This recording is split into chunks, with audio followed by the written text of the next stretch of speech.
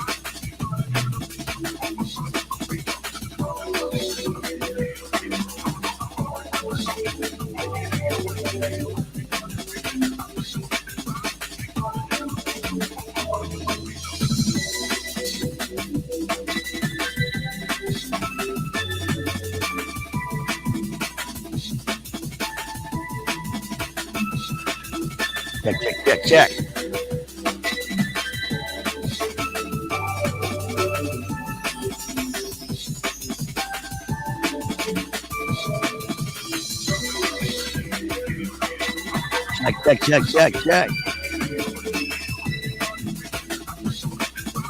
What's up, special being? Check. What's up?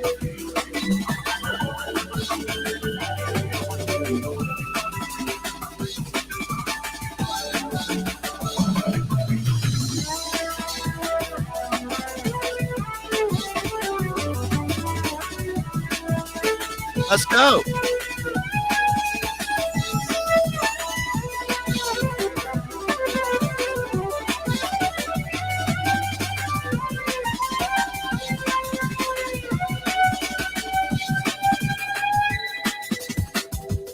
It's our boy Rooks right there.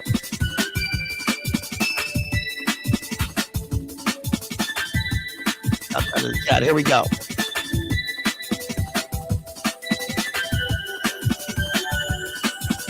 All right, let's go. What's up? What up? What's going on? What's up, y'all? Yo, tonight we're going to do True Detective Season 4, episodes 1 through 4. We were going to wait till the last, till the show is over, but we thought, Matty and I here thought, let's get into it. Let's get after it, we thought. Let's get after it. So everybody give a big shout out, give a hand to our friend Matty here. Digital Minefield at the Real Cooter Brown. Go to his channel, Digital Minefield. Make sure you subscribe to that. Here's our one of my good friends, and he's going to help me to break down True Detective Season 4 tonight. We got a lot to say about this one. Matty, what do you got to say? Yes, we do indeed have a lot to say. Yeah, it was when we were talking about this the other day, because I knew everybody was gonna analyze this, and then you were like, well, let's just do it as it's going. So break it up into blocks of 4, and there's 8 episodes. I was like, perfect, let's do it. So yeah, we there's a lot to say about this. I just watched episode 4. I finished it 30 minutes before we went live, so that one's fresh, and ready to get into it and get way far out there. Far out on an ice floe. We're just gonna float out into the outer darkness and in a spiral shaped ice floe. That's right, into the Cormac McCarthy. Outer dark here, Dr. Lecter. Dr. Lecter. Did you know I played a streetwalker and taxi driver, Dr. Lecter? Have you seen that movie, Dr. Lecter? Now I'm in Alaska, Dr. Lecter. And then Robert, who was it, Pacino, sticks his head out from the side and he's like, someday a real rain will come and wash all this scum off the streets, and then disappears again. Just makes a cameo. Great ass, and you got your head all the way up. What are you, a monk? Okay, let's get in. Let's get after it here. I'm glitching. Looks like I'm glitching, but whatever.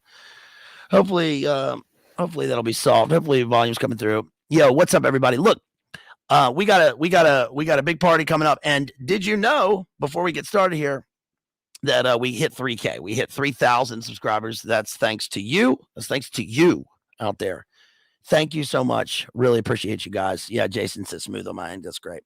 That's thanks to you. And I really appreciate everybody who's helped us get here to this point. We're going to have a 2-year, because it's 2 years since the channel, like next week. So we're going to have the party this week. We're going to be doing a Point Break analysis. And we also need to do Predator because Carl Weathers, RIP Carl Weathers. But, I've been wanting to talk about Point Break for a while. It's the best movie of all time. It's my favorite movie. He's a modern savage, a real searcher. So we're going to be doing that. FBI agent. Sorry. If you want the ultimate, you got to be willing to pay the ultimate price. It's not tragic to die doing what you love. No way, Bells is bigger than Waimea, bro. Right. And I will be there. 50-year storm. Did you watch the remake they did of that like 10 years ago, whatever it was? Yeah. I don't even want to pretend like there's a remake. It is what it is, but we're going to talk about the classic 1991 movie with Anthony Kiedis, War Child, Bunker, Nathaniel. But we got a lot. Utah, 2 bricks coming up. So we're going to be doing plenty of that this weekend. But yeah, we got the 3K 2-year anniversary, 200,000 views party this weekend. So if you want to support, you can do that using the links there. But let's get into it. Let's talk about True Detective season 4. And this one is, I don't know what to say at the start. What I know we don't really have a plan here, but we're going to do a pretty comprehensive deep dive breakdown of the first 4 episodes and talk about the first 3 seasons as we go along, I'm sure. And, there's a lot of, we got to be careful. This is one of those cornerstone shows, kind of like, like Twin Peaks, like I just did with Jethro, where there is a lot of, I can't believe that they made the first season. I mean, it's such a great show. The first season was so well done. And I actually, I guess I'm one of the few people who thought season 2 was very good. So, I'm diving into this one to see where it goes, because what the fuck else am I going to do, right? So I think that, but we got to be careful about our terms, people, because there's a lot in this. That's there's a lot of stuff. So we're gonna be very, very careful about how we talk about it, as we have to be, of course. But yeah, Jamie says first season. Yeah, the first season is, this is like somebody's dream of a town, right? I don't sleep. I just dream. I love the look that Woody gives him right after that. He's so fucking pissed. One of the things I like about this show is, so I've watched season 1 probably like 5 or 6 times at this point. I just rewatched it late last year. I think over the fall, I just rewatched it for I think the 6th time. And then I've only seen seasons 2 and 3 once. So I need to rewatch those, but and I know I'll pick up more as it goes on, but I just picked, so I was actually looking up something regarding season 1 as it relates to season 4 the other day. And then I noticed when I was doing a Google image search for something, and I actually saw something that I'd never noticed before, which I guess I can just say. So I was looking for that, and when they're in the, like way out at that like temple ritual area, and at the end of season 1, and Matthew McConaughey's character sees that thing in the sky. And so I was looking for an image of that. And then I found, you remember it's when they go to that burned out church and those birds are flying. The birds, someone had like frozen it. And then I found the clip and I didn't pick up on that before. The birds, and whether they're real, whether he's hallucinating, it's kind of unclear, but the birds actually fly into that spiral shape before fly. So it's like, yeah, these are the things. It's kind of one of those shows that's just like endless new things you can pick up on every time you watch it. There's so much detail there. It's really incredible. Into the tunnels of Typhon, right? Yeah, it's interesting. They're in Carcosa. We're in Carcosa now. So season 1 is Carcosa, right, in the Yellow King. Season 2 is what's season 2? Season 2 is Hollywood Creepers or Weirdos. Yeah. And then Hollywood Creeper and Boho Grove, right? Big business kind of running and Esalen things. And Esalen Institute and Boho Grove. And then season 3 is with the West Memphis the West Memphis 3. And then season 4 is interesting because we're going to get into this, but there's a lot of season 4 is interesting because it's completely different in tone than the others. There is a lot of humor. There's a lot of humor in season 1, but it's a dark humor. It's that things are so, and that's sort of provided through the straight man, which is Woody Harrelson. Kind of in his reactions to Matthew McConaughey's Rust Cole character. But season 4 is a lot more sort of straightforward. But I think that is that belies the phantasmagorical. I'll use that word again, which I used last night. I got to reach my limit with that word last night, but it's a phantasmagorical episode dealing with the Inuit mythology, right? And I found some interesting things about that, and of course, about Sedna and some of the Inuit goddess and all this stuff. But also, I couldn't help but think of Robert Hansen, Israel Keyes, and there was another. There's the 2 of the serial killers who were based in Alaska, and there was a girl. If you remember this, in 2014, there was an 18 or 19-year-old girl who claimed that she had killed like 120 people in Alaska, and she lived in the town of North Pole. And then, so when they did the investigation, of course, they were like, "Oh no, there's only one confirmed." And of course, some of the things that they say in the article, you immediately go, "Oh, well, this is the typical MO when they cover serial killers," because she also, again, claimed to be part of a satanic cult.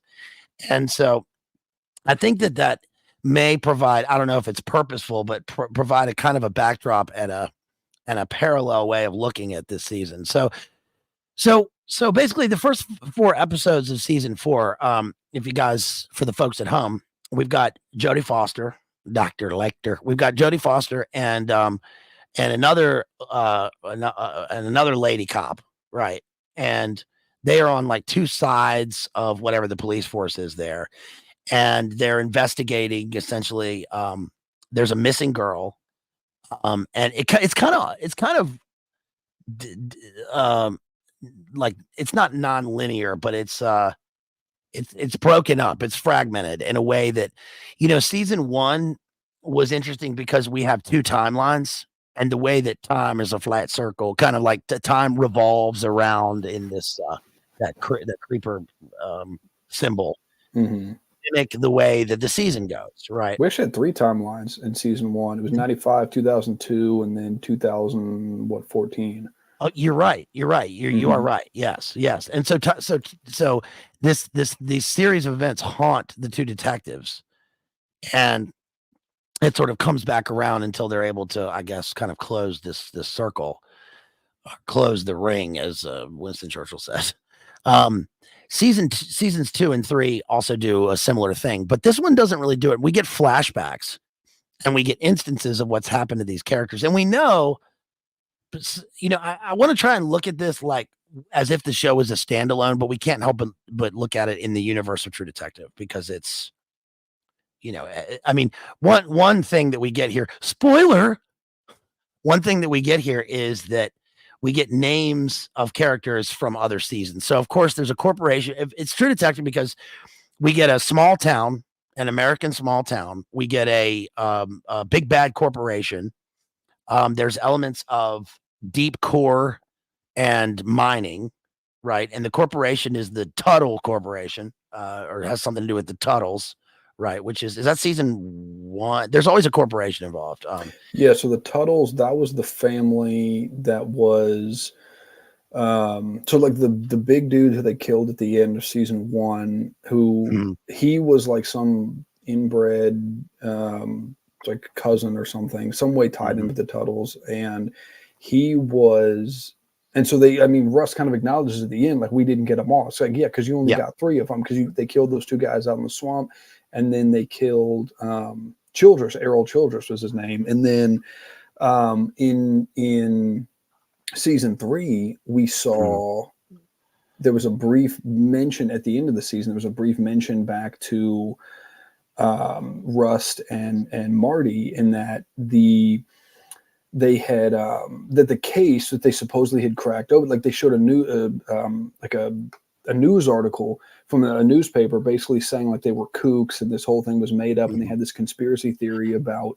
Oh, sorry, I probably shouldn't have said that. They had this whole theory about the like what was going on there, and then to me that was kind of a callback to Eyes Wide Shut, right? We have these powerful people who can plant stories, they can write the media narratives, and so then we see the name Tuttle come back up again because this research station. I guess we can get into that. The Salal research station that's out there in the middle of nowhere.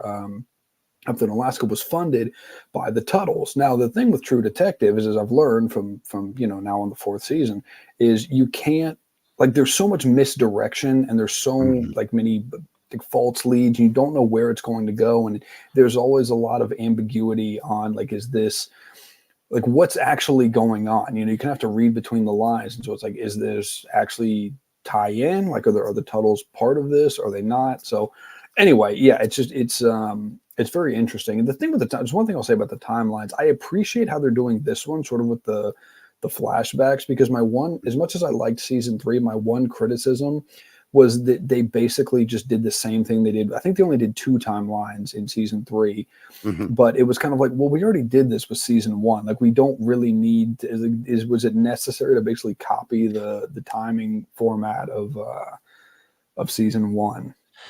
Yeah, and I see that. I think what they're going for with that is the fact that, one, the theme is generational, right? So we have a generational violence that occurs.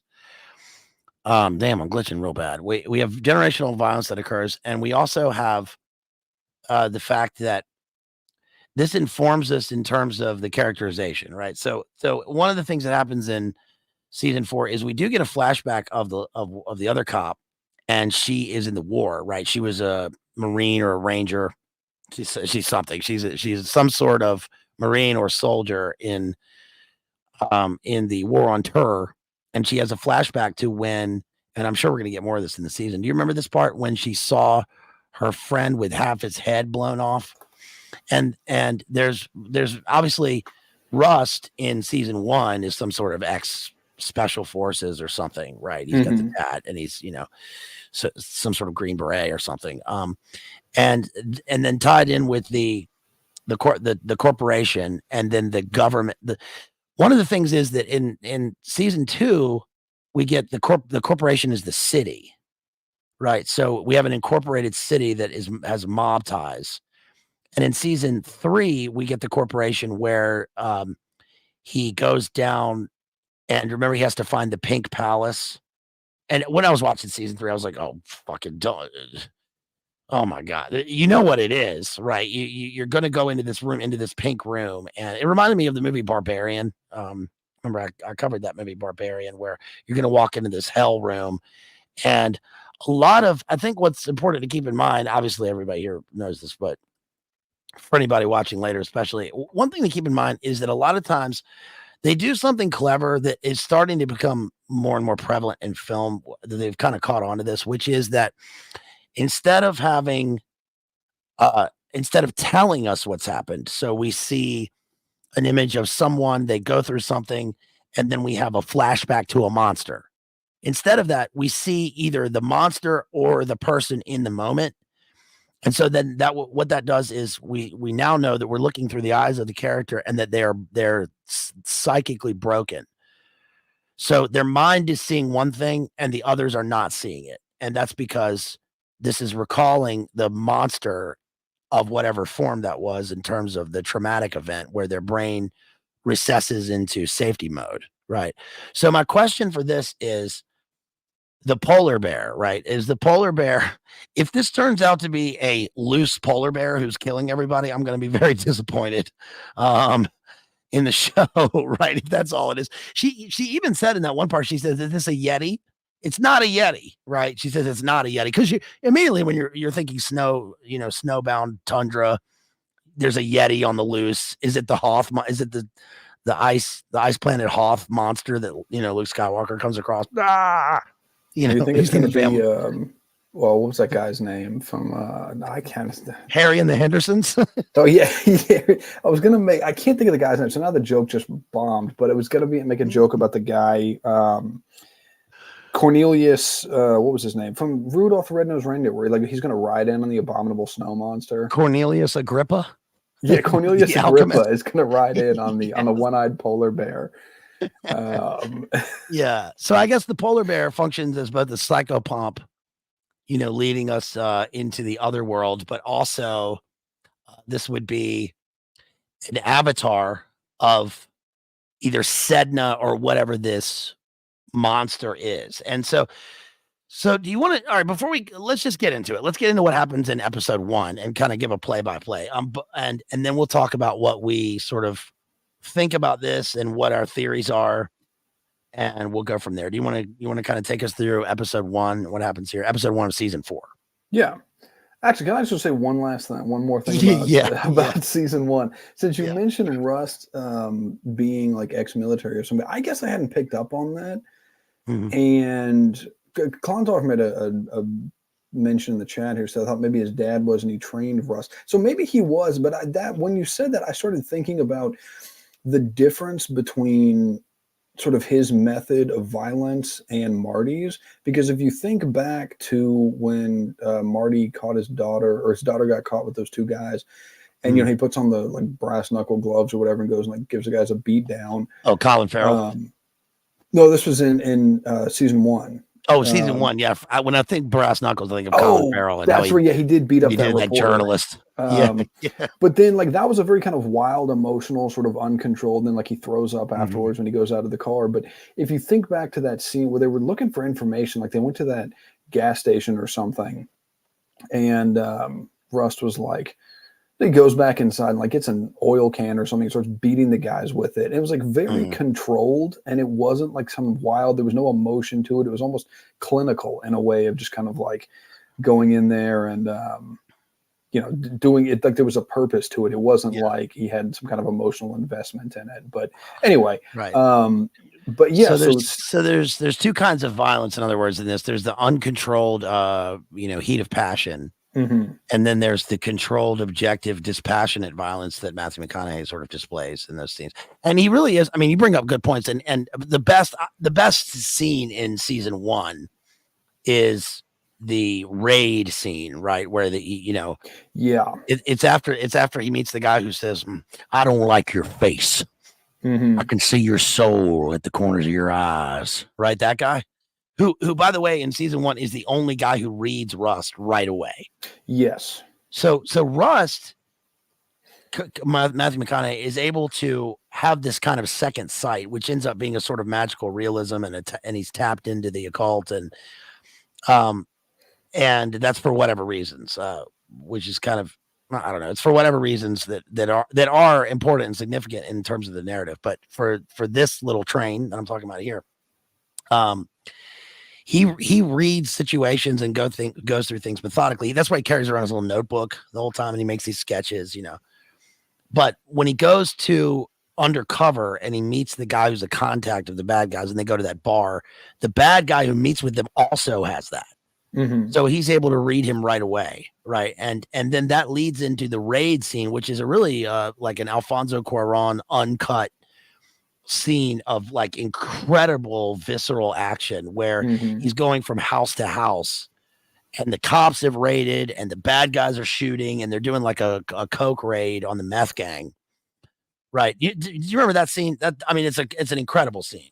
No, the first time I saw it, just being absolutely blown away.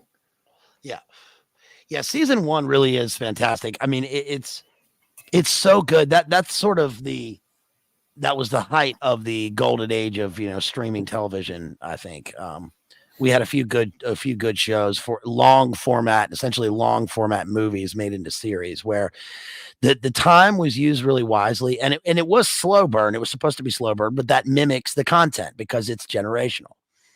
In this one, it's not so much. It doesn't really do that. In fact, there are parts of this where I'm like, why are they taking so fucking long? Right? Yeah. And it's crazy because there's all this stuff about time in this episode, like the stuff we're going to get into it, but the stuff like with the young detective, the kid, Mhm. right? And does she call him kid at times? I think she does. I The other one think calls him I freshman.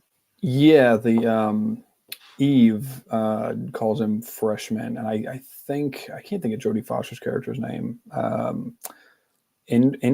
Enders, whatever her name. Mm. I can't. I'd have to look it up. I can't think of her name. She's got Uh, unusual Elizabeth, I think is her name. But mhm. anyway, yeah, I think she calls him kid or Well, I something bring like that that. up because of the reference to Blood Meridian in the first episode, which is obvious. I mean, it's an obvious shot of the book Blood Meridian with the title, with it's pointed towards us, towards the audience. We're supposed to see it. There's a feather on top of the book, which is Hmm. from the bed, but it's also significant about, and it's also sort of circular shaped, but with a gloved hand reaching, she's a cop, she's got a gloved hand, but figuratively, it's a gloved hand reaching towards Blood Meridian. And that, of course, leads me into my sort of one of my theses about this season, which is that in Blood Meridian, of course, you can go back and see my Blood Meridian stream, which just hit 5,000 views, right? That's my biggest one. So thank you to everybody out there who's seen that. Um, Blood Meridian is about the Glanton gang and the protagonist, the kid. Hmm. And so what happens in that, I'll just say it. What happens in that is we have a gang of guys who are contracted out dealing with the government and local governments to go and G-side the native population by collecting scalps, which is a kind Hmm. of ears for beers Phoenix program in the Old West type of activity. And they're led, of course, by Judge Holden, who is an archon. He's a kind of a Gnostic demiurge, who speaks all languages and knows all arts and is larger than life. He's hairless and bald. But my point is that there can't be a specific reference in that without leading us into a clue about the theme or one of the overarching themes in this season. And so, Hmm. of course, we have outsiders and we have natives in this. Right. So what I'm asking is this going to end up being a reverse Blood Meridian, right? Where we have the natives or the First Nation people who are doing that to the outsiders, right? And the outsiders are literally outside, Hmm. right? Because they're even outside the town. They're outside of civilization because they're in Alaska. They're in ruraler Alaska, and they're at the base. And they make a point of saying, like, not the base, but the facility. They make a point a number of times of saying those people never came here. They never interacted with us. So, and they all get they're thrown into a corpsicle, which is really strange how they do that. Okay, so Yeah. before I say any more about that, So, take us through what happens in episode 1. Well, how does it start, Matty? So episode 1, that it starts with there's a nearly instant reference back to season 1. And actually there's 2 because Rust mentions growing up in Alaska, right? He said his dad was this off-grid kind of guy, and so he grew up in Alaska. So that's an instant um, kind of connection we see to season 1. And then so Mhm. it opens at this research station. It's this, big, like kind of spacious building, pretty nice, I guess, overall. And there is another near instant connection back to season 1 because there's, this shows these guys, they're doing different things. One guy is doing a workout. He's running in a treadmill. The other, this other guy's walking around just with a towel on. This other guy's making a sandwich, and I couldn't tell if he was FaceTiming somebody or if he was like live streaming or just recording or what. And so we just see these people doing different things. And then there's this one guy who's in this like media room. They have a big TV and everything, and he's listening to I don't know whose cover it is. Somebody's cover of Twist and Shout, like on repeat, like watching It's the Beatles. It's the Beatles. It's actually the Beatles Yeah, it's version. actually the Okay. Beatles. Yeah. Mhm. Okay. I don't listen Yeah. to the Beatles, so I didn't recognize it. But It's just Ferris Bueller like karaoke singing to the Beatles because it's from Ferris Bueller's Day Off, the big parade scene at the end. So it looks like he's that's right. but it's actually the Beatles. Yeah. Okay, yeah, okay, I didn't pick up on that.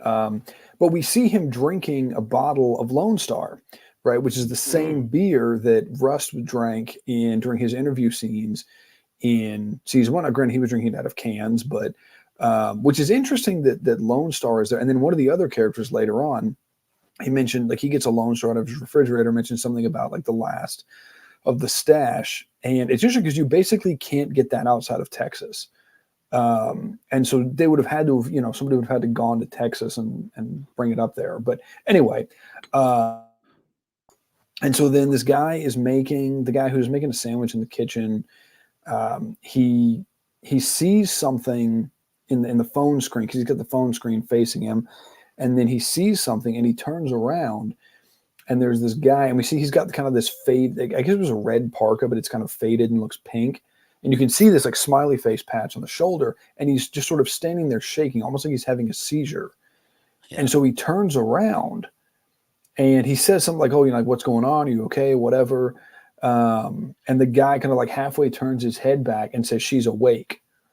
And then like it cuts out, and that's it. And then everything goes dark. I thought he was going to turn around. It was going to go like this. Britney, bitch.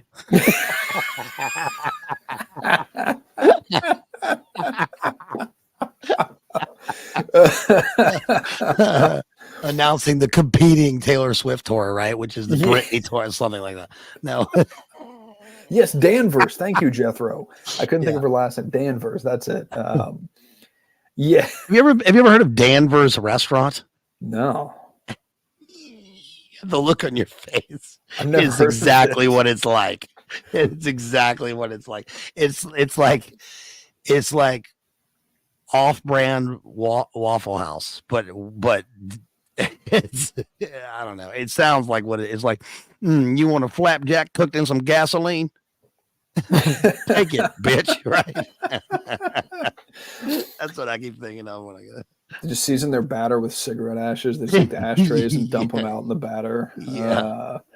Throw some gasoline on the grill. Is that a Virginia thing? I've never heard of it. I don't know. I think there's one near the train station here. Oh, well, that tells you everything you need to know. Yes. Is it an Amtrak station? Oh, yeah, of course. Okay. Well, yeah. Yeah.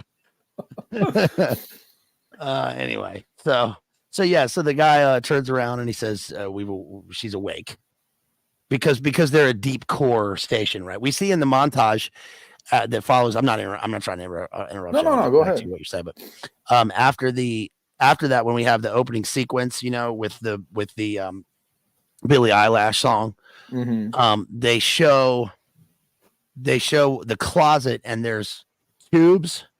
And we know they're coring because they're doing deep ice cores, and we know that they're awakening some sort of ancient amoeba or whatever, you know.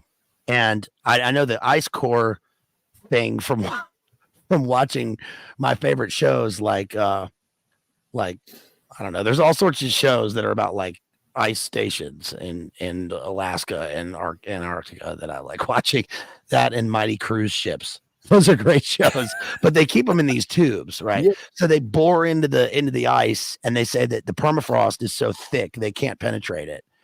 Even, you know, and they're trying to bore down to find it. And we learn that they're a station that's been doing generational research about trying to find a cure for cancer, is what they say. Right. But anyway, so the guy has a seizure, and then we see the power go out in the typical sign of some sort of esoteric, right? Some sort of occult energy in the place. At least that's what we assume watching it. And then is it cuts, right? And we get the opening sequence. Is that right? I think so. Yeah, I think it cuts to the opening scene. I'm trying to remember. One thing I did want to mention, so the research station is called Salal, T-S-A-L-A-L. And I didn't know that. My sister actually told me this. She looked it up. So Salal is an ancient Hebrew word used in the Old Testament, which literally means to be or become growing dark, and later used by Edgar Allan Poe and Thomas Ligotti in their literary works, suits perfectly.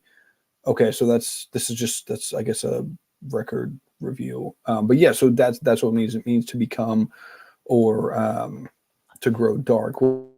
I had assumed, because, you know, all these science research things, they get all these weird names. I was like, oh, this is just something they just came up with. But no, I mean, and I should have guessed, like, if it's True Detective, there's going to be some kind of meaning to it.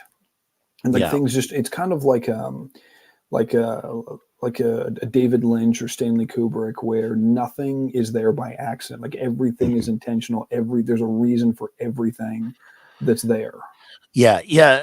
In literature especially, but in film and television, if they're worth it, they will at least attempt to carry meaning or significance through names. It would be the first like sort of signpost of that.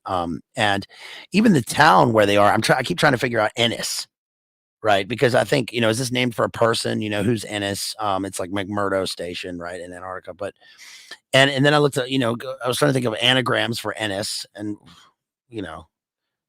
I don't know, sinning, right? These people are sinning. But that's all I could get for that. And also, we'll look. I'll pull up a tab in a little bit with some of the other references, the Celtic etymology of Ennis. Mm-hmm. But the names, like you were saying, the names are all important, and we are going to get the name Cole. Moving on, and also, there are references to Cthulhu. I think they make specific references to Cthulhu in some parts. And there's a thing about Cthulhu in season 1, and it's like we of course have beings in the outer darkness and people like walking in supplication towards these things that devour them. Mm-hmm. So that's a very Lovecraftian, a very Poe Lovecraftian sort of ancient. There's something ancient. There's some sort of ancient being. Now the question is it going to be an ancient being that they've awoken that's like a monster being?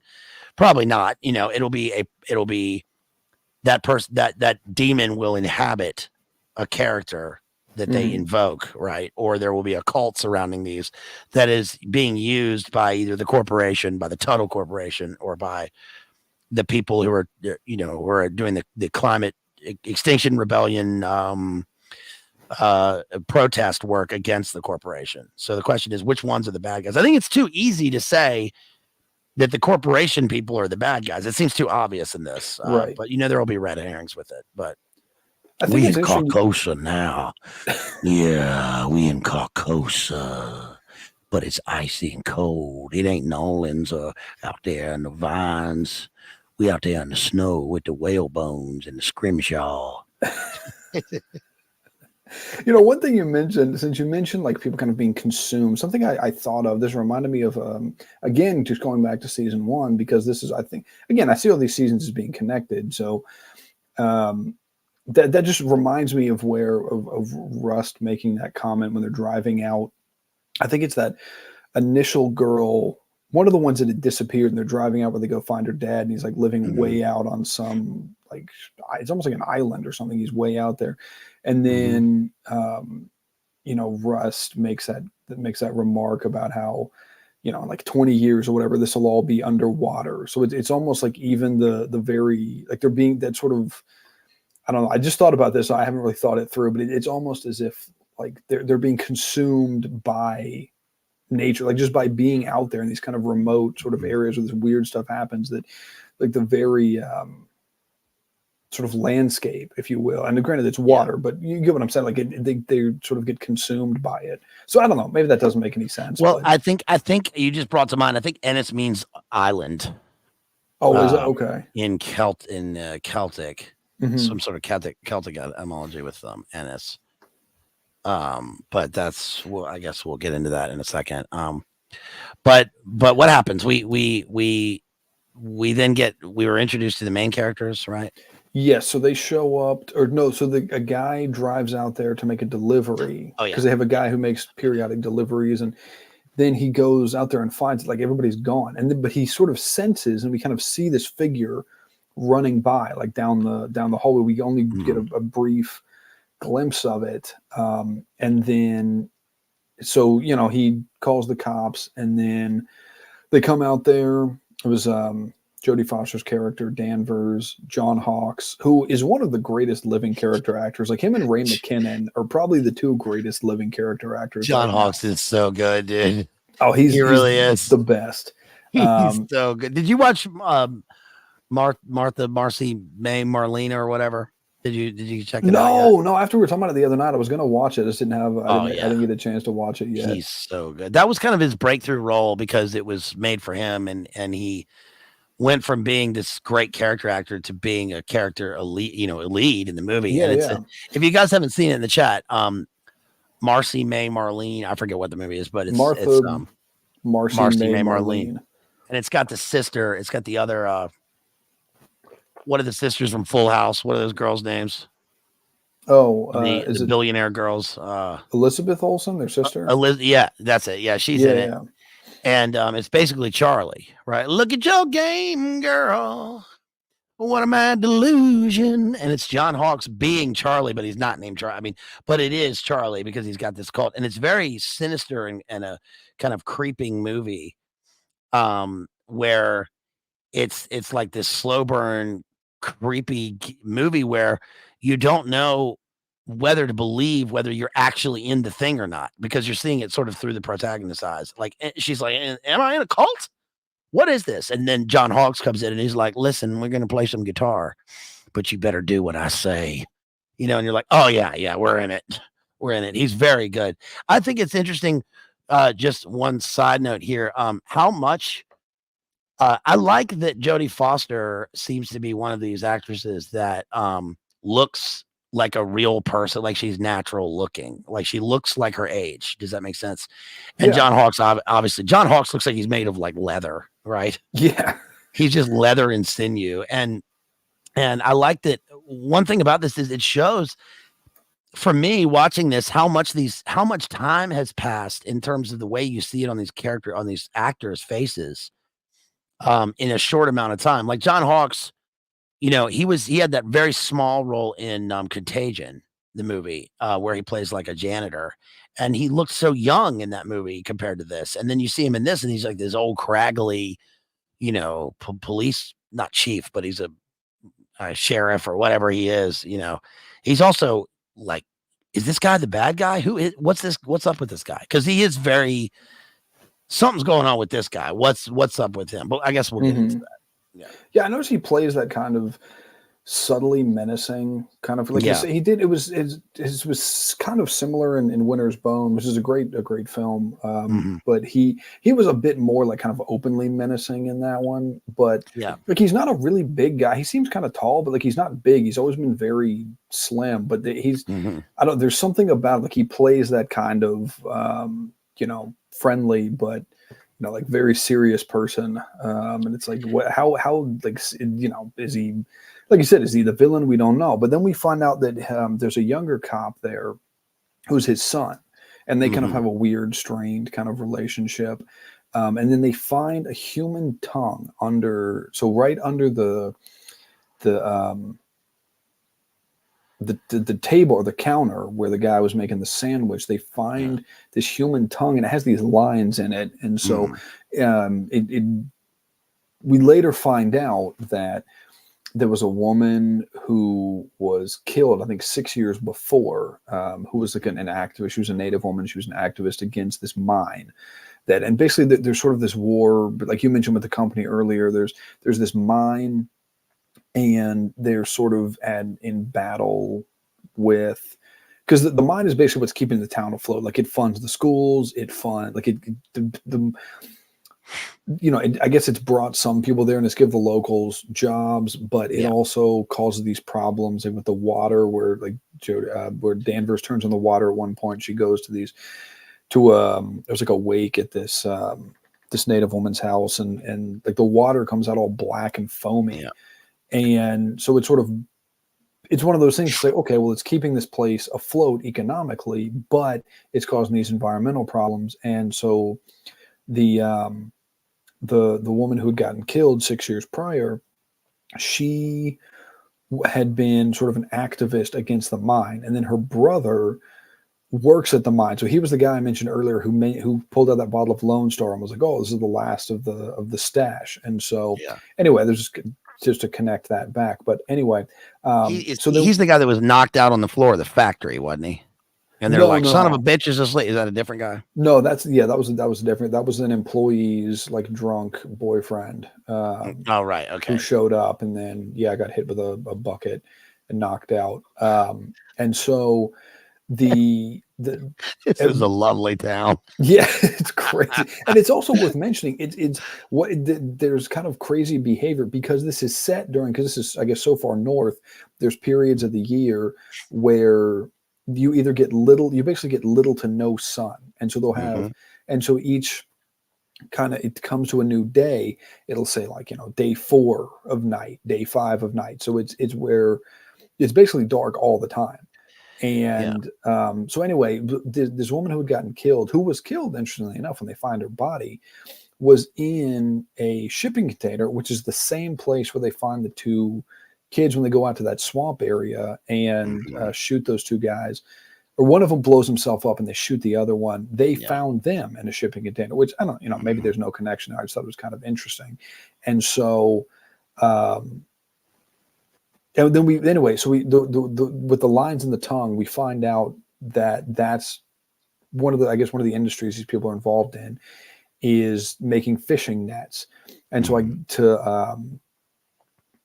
I don't know, for some reason, I guess they have to wet the ends of the fishing nets when they're sewing them. And so they'll lick them. And so that over time it creates these indentions Mhm. in the tongue. So anyway, the Well, other see, cop. so Oh yeah, that's go how ahead. Go they ahead. identify for the folks at home. That's how they identify that the tongue belongs to a woman, a Right. native woman, because this is a skill that's only used by the native women when they're weaving the fishing nets, and it happens over a long period of time, and they're able to identify without even a coroner. They can't get a coroner there because they're in like, you know, north night country, Alaska, very very far away.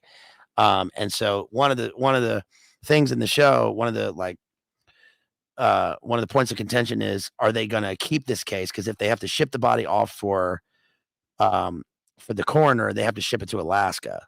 I mean, to Anchorage. And if they do that, then like the feds or whoever will be involved, but they want to solve this thing here.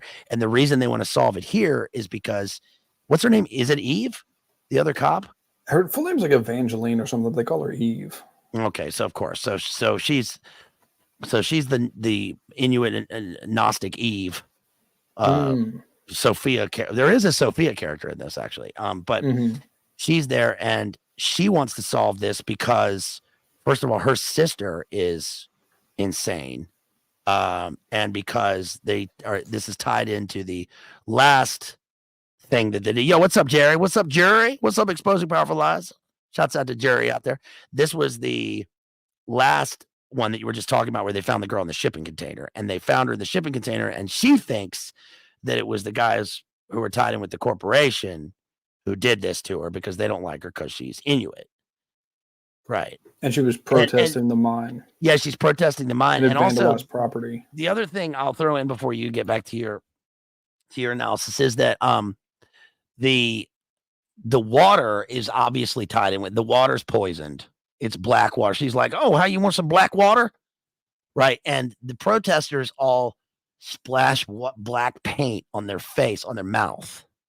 So they're forced to, I guess that's what that's saying in a figurative sense, is that they're forced to speak the language and the words of the outsiders coming into their community, and they're doused with oil or whatever. And that their hands are all black and they can't drink the water. And there's actually, I just saw a story about this, about some community in Alaska that do they had to do fundraising for this and ship massive amounts of water because there's no water to drink. And you think, well, what about all the fucking snow? Right. Well, I guess it's not enough to support like a gigantic, community where there's apparently there's no power and there's no, there's no water. And obviously shipping and drilling, it plays a huge role in this, right? So yeah, it's the black goo. It's the black goo. So the black goo, thank you, Living the Dream. So the black goo tied in with the coring. Obviously, the water's got to be bad because there's something they're doing with the drilling and the coring. So the corporation's doing the drilling, and then the Darpa facility is doing the deep core stuff, and that obviously has awoken some sort of ancient being who I think is going to be the ancient spirit of these people trying to force out the outsiders, and that is going to tie in with some of the Inuit mythology that I was just reading about. But Jerry says, but I'm here to get it spoiled because how can I not get the Bazed analysis? Yeah, Jerry, you're getting the Bazed and the Matty digital minefield real cooter brown analysis. We're going deep here, homeboy. We're doing some true detective riffing. Dr. Lecter, I'm now a sheriff. Did you did you see Contact, Dr. Lecter? Did you see me in that movie? Because in that one I went in outer space. Right. And in that one, I went in outer space. And here I am in outer space, but like I'm in the space of Alaska that's kind of like space because it's eternal night. And there's a lot of night. And it's like we think vampires and stuff. Did you see that movie, Dr. Lecter? Did you see that? That's not funny. I'm sorry. I started laughing a second ago because Darth said in the chat up here, black water is better than Mig Spittle. It was a nice deep cut Silence of the Lambs reference. I just love that. I just love that. What is that? A great big fat person? No, I just love that the guys in the Darpa facility, the guys like making like bologna sandwiches or whatever, and he's like, "You want some tongue on this sandwich?" There's a tongue under where the sandwiches are. And they're watching Ferris Bueller. Because the first thing you said to me about this season was, why are they watching Ferris Bueller's Day Off? What is this? Mm-hmm. Right. So I guess we'll get into that. But what is this? What's the significance of Ferris Bueller? Is it that they're doing karaoke? Is it that they're mimicking human voices? Right. I think. And also twist and shout. There's the twist and shout because there's the twisted corpsicle. Right. Yeah, they're all kind of shouting because they have their, That's right. They're in permanent soy face. Oh, I didn't even think about that. I was thinking, how about that horrifying scene where they're going over the corpsicle and the guy's like, oh yeah, we got. I'm dragging on this timeline. I got to speed this up, but I think there's also because when Danvers comes in, she's freaking out and like trying to figure out how to get this thing turned off, and we see later in a flashback. I think it was when she was with her stepdaughter that song was playing. So there's some connection she also has to that song. Yes. Yeah. And so anyway, to go back to what you said for just a second before we move on with the timeline of it, I think, the sort of the interesting thing was kind of the opening, awakening something, with the mining and the drilling. I was thinking it's interesting because I don't think they ever actually say what they're mining for. It's just kind of this mine that's out there that's kind of poisoning the environment. And it almost doesn't even really matter what they're mining for. But something that's interesting with that is I kind of hope they don't go full supernatural with this. I have a feeling they won't. Because one of the things my sister was talking about this article she read about this having something to do with season 4, but they mentioned season 1 about how like, season 1, was supposed to get supernatural and it didn't. I was like, well, it kind of did in a sense. Like and when I say supernatural, I don't mean like Supernatural, the TV show, where they're out looking for, vampires or whatever. It's like supernatural in the sense of things that are beyond kind of the human dimension, like there's kind of other dimensions, because even though it's not explicit, because one of the things that when at the last, I think it was the last episode of season 1, where they're in Carcosa and Matthew McConaughey sees that kind of thing in the sky, which my sister pointed out, she was like, that's kind of like a spiral shape, which sort of ties in with which we'll get to the spiral shape here in a minute, because I know we've made references to it, but I don't know what that was, because it was sort of, and this is something I like about the series, is that it's unclear. It's like, is this real? Is this not real? Is this a hallucination? Is like, we don't know what it is. And so one of the things that I thought of is, I know Isaac Weishaupt talked about this a lot. Jamie, who was in the chat earlier, she's talked about this, about the Babylon working ritual, right? And the whole purpose was to open up this portal to another dimension, for these sort of demonic beings to come through. And it's like, well, was that what they were trying to do, this cult? Yes. Were they trying to open, because the cult was obviously, this like Tuttle cult is like obviously demonic. Like there's obviously something super, like it's demonic on every level. And so it's like, were they trying to open up? Was that what happened? Was there a portal that they opened that they had seen? Like, we don't, again, there's so many unanswered questions, and I don't know if you had anything you wanted to throw in on that before we well, that symbol, that particular symbol, right, tied in with the things that happened at the time the TV show was being premiered and a little bit afterwards in DC at that particular restaurant. Right. With the $40,000 stuff. Yes.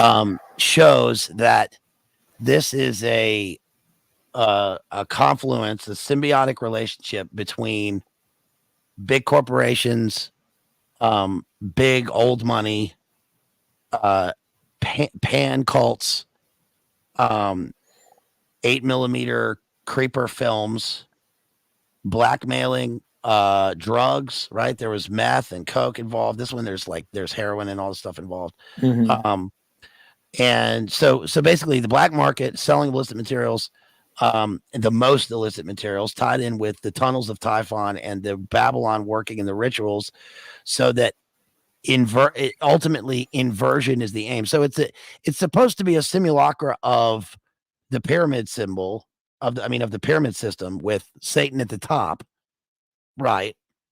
Going down into the various levels and managerial classes, all in this one place, right? And now we see through the other seasons that, like Hydra or like Spectre, like it has its tentacles in all these other places.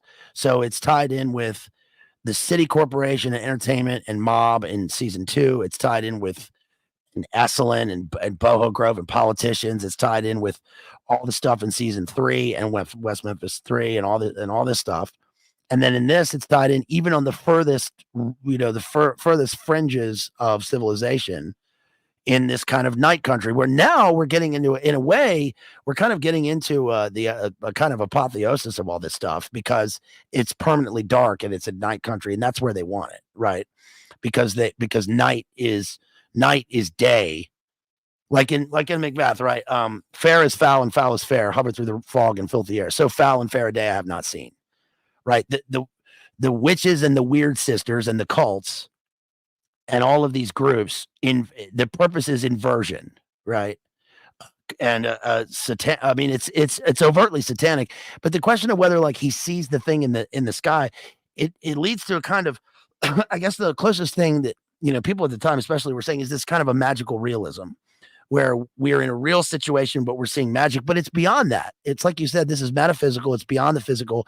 Carcosa is the, like, the climactic apogee of a completely phantasmagorical, inverted satanic portal world, where this guy, what was the bad guy's name in the first one? Not Tuttle, it was Errol Childress. Yeah, so Childress, I mean, listen to the name, right? So he's a lawnmower man, right? Living in plain sight, living in plain sight as the nice man, but living in this overgrown, weeded, other dimension, where he is a demonic king, like in a region of hell. So for me, it's kind of like what David Berkowitz said about the reason that he, that he wrote the letter, Program to Kill. He wrote that letter where he said he was programmed to kill, and where he invited possession by Samhain, right, or whoever it was that possessed him, which was that he was promised that the more souls he took, they would be his slaves in hell when he became a prince of hell. So it's Miltonian, right? Like they're thinking, like, better to reign in hell than to serve in heaven. These people are these are sick people. These are sick people. They are, and I think that it's true detective, because a lot of the factual evidence, the evidence, the scientific evidence of finding out these situations always bleeds into something beyond the physical, into something truthful, right? That's beyond just the factual evidence. And that's kind of the point of Jodie Foster's character, because she's constantly naysaying. She's a total like Darwinian, now nihilistic atheist. She says there's, it's like Sean Penn in The Thin Red Line, right? There's just this world, right? Where what's his face? Jim Caviezel's like, you're wrong, right? There's something beyond. And there is something beyond. And we see that there's something beyond literally in the show, because there's something beyond the world of the town in the outer dark. And whether that's a, like, physical supernatural being like a Cthulhu, which is not likely, or whether it is the product of this kind of Inuit, what do you call it? What do you call it? The transmigration, metempsychosis, the transmigration of souls. Like, if you don't do the rituals right when you slaughter the animals or when you take the land, then that leads to retribution in the next life. And that's been invited through this kind of invitation of a Sedna, death goddess character inhabiting, probably inhabiting the woman in that one scene. There was one scene where they went in and there's an old woman who's got one eye. You remember that? She's got an eye patch on, and that's like the polar bear. So she's the polar bear. The two come together in this. But in terms of the cops, like investigating, we have to find out what's the point. We also have to find out who is lying, because in all these shows, everyone's always lying. They never tell anybody the whole truth. They always lie in terms of the investigation. And they go, oh, well, I didn't mention this because this. But that's the key to the whole thing. And of course, the detectives in their own lives are going to play a role in this, because the time is a flat circle in this weird widening gyre where the falcon cannot hear the falconer. That's a lot of words. No, that was good. Oh, sorry, go ahead. No, go ahead. No, I was going to say, it made me two things on that. Is one is, because, Rust, Matthew McConaughey's character, was like a dyed-in-the-wool atheist materialist in season one. He's, like totally anti-religion, anti-anything that's, you can't see, hear, taste, feel, touch, right, in this sort of world. And then Jodie Foster's character, Danvers, is kind of similar in that she's like a diehard atheist. Like she says there's nothing out there, like there's nothing else. There's just here and now. There's no, afterlife. There's nothing, but they're sort of confronted, and with sort of this undeniable, like there's something else. And, we kind of see Russ sort of chalk it up to just basically having fried himself from doing so many drugs while he was undercover. But Danvers, even in episode 4, I'm kind of jumping ahead, we'll roll it back here, but she's sort of forced to confront that, no, there's something, because she tells Eve, she's like, you saw something. You saw a ghost in this room. And Eve is like, nah, but has to sort of admit that, like, no, there's something else there. And another thing I will say, just with the detectives, and this is in all 4 seasons, is these people, it's very lifelike. I know you said that like Jodie Foster looks like a real person, and it's the same thing like John Hawkes, like he looks like a real person. Woody Harrelson looks like a real person. The other cops, like especially the blonde detective from season 3, like he looks like a real person. He looks like the kind of guy who would have been a cop in Memphis in the 80s. Dorff. The what? Stephen Dorff in season season 3. Yeah. And so something that's interesting is all these people's lives are like a mess. Like they're all screwed up. All these people have problems. In season 3, they would just like go out and just be driving along. The 2 detectives would be driving along, just like guzzling Budweiser as they were driving around on the job. I mean, these people, they're like having affairs. They're, taking Matthew McConaughey drugs, goes into the drugs. evidence room and just takes like the biggest bump off a buck knife you've ever seen. Just like takes a kilo and is like, I'm just going to cut into this. And like all the, and like Marty was out, sleeping with anything that wasn't Alexandra Daddario. Yeah, I mean, so like, and that's something I think is interesting, because you can kind of contrast this with a lot of cop shows where these people are basically heroes. Like, oh, these people, they don't do anything. We're like these upstanding, it's like, oh, okay, maybe they rough up a suspect at some point. It's like, oh, you can't do that. But it's like these people are always virtuous. Whereas like Jodie Foster's character, she's a very unsympathetic character. Like you don't like this character. She's, going around, like has had affairs with, like she's not married, but has affairs with numerous married men around town. Like all the women in town hate her because she's, slept with her husbands, and like she's just a very obnoxious, angry. Which is like, one thing character. I don't find believable in the show. By the way, it's very. We know too much. We know we're watching Jodie Foster, and I just don't find it believable that this is happening. Yeah. Like when she meets Christopher, it's Christopher Eccleston. Did you realize that? The guy she has the affair with, who's like the police chief, he's the bad guy in Gone in 60 Seconds with Nick Cage. He's like, I knew I "Hey, recognized I'm a him. bad guy. I'm from London, and I've got your brother, right?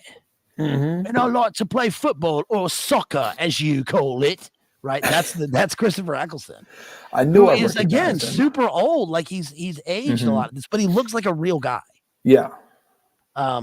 And I believe his character in this, but we can only have so much exposition and backstory before we lose momentum. You know, we got to have some momentum in there. That's my criticism about this season and about some of the other seasons kind of do that. Like we lose momentum. I was disappointed with season 3 and what they did with Mahershala Ali's character because I remember watching it at the time. This is how based we are, you guys. I was watching it at the show. I was watching the show at the time, and I remember he goes, they were like, "Were you in the war?" And he was like, "Yeah, I was in Nam." And I remember I was sitting there and I go, "Oh yeah, this guy's a lerp." And then he goes, "Yeah, I was a lerp." And then he has to explain. And I was like, "Long range reconnaissance patrol, ears for beers. This guy was a maniac. They sent him out to wreak havoc." And that was like literally his next line in the movie. And I was like, yeah.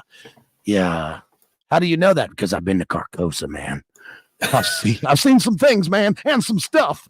Right We're now. tuned in. Yeah, we're dialed in. We stay dialed in. No, but I didn't like how there was the whole thing about him losing his memory. I get it. Yeah. He's wandering around the neighborhood. They find him halfway, across the town, standing halfway in a street lamp in his bathrobe going, "Am I numb?" Like, I get it. But instead of using it as a result of his broken mind because of the case and because of his activity in Nam, they instead point to it as like, "Oh no, he just has dementia." And I thought it kind of cheapened it in a way. I mean, not that it wasn't, sort of truthful, but both things can be true, I suppose. Sure. But yeah, the characters and believing that they're real, and that they are real people, I think they do a good job of that. But they got to pick up the momentum. Yeah. Right. And I understand the reason they're doing that because it's cold and it's outside and there's, you don't want to go outside too much because it's too fucking cold. You got to go inside and you got to get business done inside. So there's only so much time they can do that. And everybody feels like they're asleep all the time. Right. But there's got to be a point where they're like, "Look, man, we got to get this done so we can go to sleep." Right. Anyway. So, yeah. One thing, oh gosh, I had something. I just lost it, but had something to do with the characters. I don't know. Anyway, it'll come back to me if it's important. Let me give a shout out real quick to Thomas Henderson out there, a good friend Thomas Henderson, who drops $20 and he says, "Henley, I logged on to the PayPal last night, but the donation didn't go through. Fingers crossed to what happened tonight. Keep up the good work." Hey, it did go through, and thank you so much. Really appreciate that, Thomas Henderson. Thank you for that support. Shouts out to Buster out there who drops $10 on Venmo. Says, "Keep it up." Thank you so much. Really appreciate that. Shouts out to Roxy O'Hara who dropped $30 on Venmo and says, "Congrats on hitting 3K. Thank you so much. Really appreciate that. Couldn't have done it without you all out there." Shouts out to Jason who drops $5 on PayPal. Jason, great support. We really appreciate your support and all of your being here and being. We love who you are, sir. We appreciate your service. Thank you. No, thank you so much, Jason. Really appreciate you and all that you do, and thank you for holding it down for us. Thank you so much. All right, back to you, Matty. Yes, just want to say huge shout out to everybody. Shout out to everybody, support the channel, and yes, big shout out to Jason. He's pretty much anytime I stream, he's always in the chat. He's always holding it down, watching the chat, doing on mod duty. Solid guy all around. So big shout out to Jason. We appreciate the support a lot. But yeah. And then one thing that last thing I'll say on this before we move on with the narrative is one thing I liked about. See, a lot of people, when I talk to people about things, they don't like loose ends. They don't like not having like everything tied up. I like that. So I've talked to a lot of people who hated the ending of The Sopranos. I liked the ending of The Sopranos. I thought it was good. I like how in True Detective, you never really know what's true and what isn't because there's, they sort of give limited backstory. Like with Rust, we know very little about his life, and Marty, we don't really know that much about his life as well. Sort of his we can sort of make some guesses, but and then with the other seasons as well, we only see bits and pieces of how these people came to be who they are. And so I kind of like that. We kind of have to read between the lines, fill in the gaps. But so to move on with the narrative a bit, there's this woman who is out sort of away, like off grid, out by herself, and she's gutting an animal of some kind. Yeah, oh, Boomer Sophia. Yes. One thing I forgot to mention, I actually just realized I screwed up. The opening scene of the show is there's this group, there's a herd of reindeer that's out on this big ice field, I guess. Yes. And there's this native guy who's, has like the full like animal skins, fur and everything. He's out there with a rifle and he's aiming. It's like right as the sun's going down to where it's about to be dark for however long. And so he's taking aim and he's going to shoot this reindeer, and then something stops him. And then the reindeer start looking around and they get spooked and they take off running. And they sort of all dive. We don't see where they land, but we see they can dive off of this. It's like a cliff or something. And so that's actually how it opens. So I did mess that part up. But to backtrack, so we see this one, Boomer Sophia is out there gutting this animal, and she sees this guy who kind of resembles Killer Bob from Twin Peaks. And so he's out there, like he's barefoot, and he's clearly an apparition of some kind. Like he's not actually there. And so she, gets all bundled up and starts following him. And so he's like, yeah. And she's like, oh, that's just old Jim. Right. Or what's his name? Travis. That's just old Travis. He's out there on the tundra barefoot. Right, he's just hanging out in his like Spanx or whatever. Yeah, he's wearing like Spanx and a flannel. That's shirt. Just a hobo. I'll be there in a second, Travis. Listen, I gotta fix my boomer tee. Right. And then he's like, he's just like pointing. And so she follows this guy out, and she's kind of following him and just going like out farther and farther away. She's already away from civilization, but she just keeps following him out and out and out. And so the show kind of jumps around. Obviously, it's not like it kind of comes to this, then it comes back. So then she follows it out, and then he's just standing there, and he like points this way. And so she walks out there, and there's these figures who have like, open mouth, wide eyed, there's blood on them, and they're all trapped in the ice.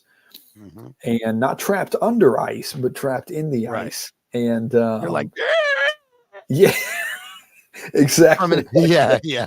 And so the cops come out there, and the cops go out there and they go, hey, talk about twist and shout, huh? Yeah. Right. Right. These guys must have been watching Ferris Bueller. Am I right? Huh? But nicely done. Literally, like I talked about in the dark half analysis when I did Stephen Creeper King's dark half. There's a psychopomp, right? There's an apparition, and he shows up, and he's it's weird because like he's polar bear-esque in his lone predatory behavior, but it turns out that he's a kind of a spirit guide to take Boomer Sophia out on the tundra, I love it when they're talking about Alaska and they say, oh, he's out on the ice. And like, when I'm watching these shows, I immediately know exactly where that is, which is nowhere. Like, you can just walk out on the ice and you're gone. Yeah. But which is interesting, because when the woman gets the call from the Coast Guard about, we found your sister, I'm like, no, you didn't. Right. No, there's no way you did. I say that because we have a planetarium. We have a planetarium that played IMAX in Richmond. We would go there on field trips for school. And I remember one of them that we went to was the movie Alaska, narrated by Charlton Heston. And dude, I was in like 10th grade when I saw this thing. I was like, dude, I'm too big for this now. And it was like, he goes, it starts off with like these snowscapes of Alaska. And he goes, I remember the beginning of the movie. He literally goes, Alaska, snow, tundra, cold, barren death, Alaska. Right. And I was like, whoa, this is fucking crazy. But the point is, like, no, you go out on the ice and you're gone. Right. Yeah. But that's the point, because this is the outer rim of, like, this is space. It might as well be outer space. Right. Right. So they find these guys buried halfway in the cold. And so that leads us, when I saw that first scene you were mentioning about the reindeer, the CGI reindeer at the beginning, and they, right. And they're all looking around and they hear the voice of the, Nanook, right? Nanook is the name of the Inuit. I think it's the name of the Inuit polar bear god. And so they hear this, and we later see this Luminate confirmed polar bear, right? So they're protesting the Coca-Cola company, man.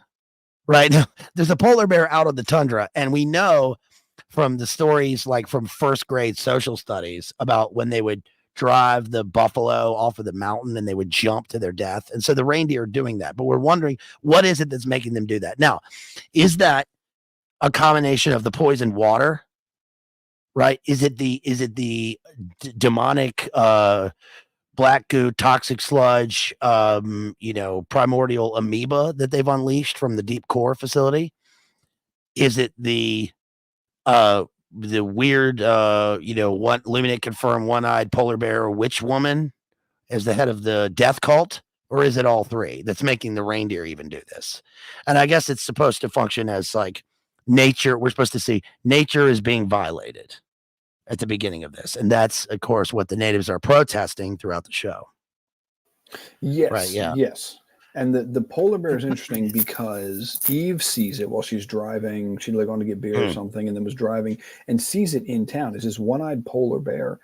And then, but what's interesting is Danvers has a small stuffed polar bear that is missing an eye, and there's like stitching over it. And so it resembles that same one-eyed polar bear. And then Danvers sees it later. She crashes her car into a snowbank. Because it's unclear, like, it seems to be that this polar bear is real. And then there's also an interesting point where we see, I think it's in the first episode, maybe the second, where Danvers is asleep and she's kind of like laying on her side, and this like child's hand comes up and touches her shoulder and whispers she's awake, which is the same thing the guy in the pink parka had said. And then I can't remember the exact circumstances, but Eve, she had heard the same thing. She had gotten that same kind of thing where she'd heard someone say she's awake. Yeah. And so we again, like, we don't, because it's kind of early, we don't know what that means by she's awake, like, when we later find out. But so what's interesting is this again ties back into season 1, because, and I didn't remember this because I guess I just go back and watch season 1, but I looked it up. So Rust's dad was apparently named Travis.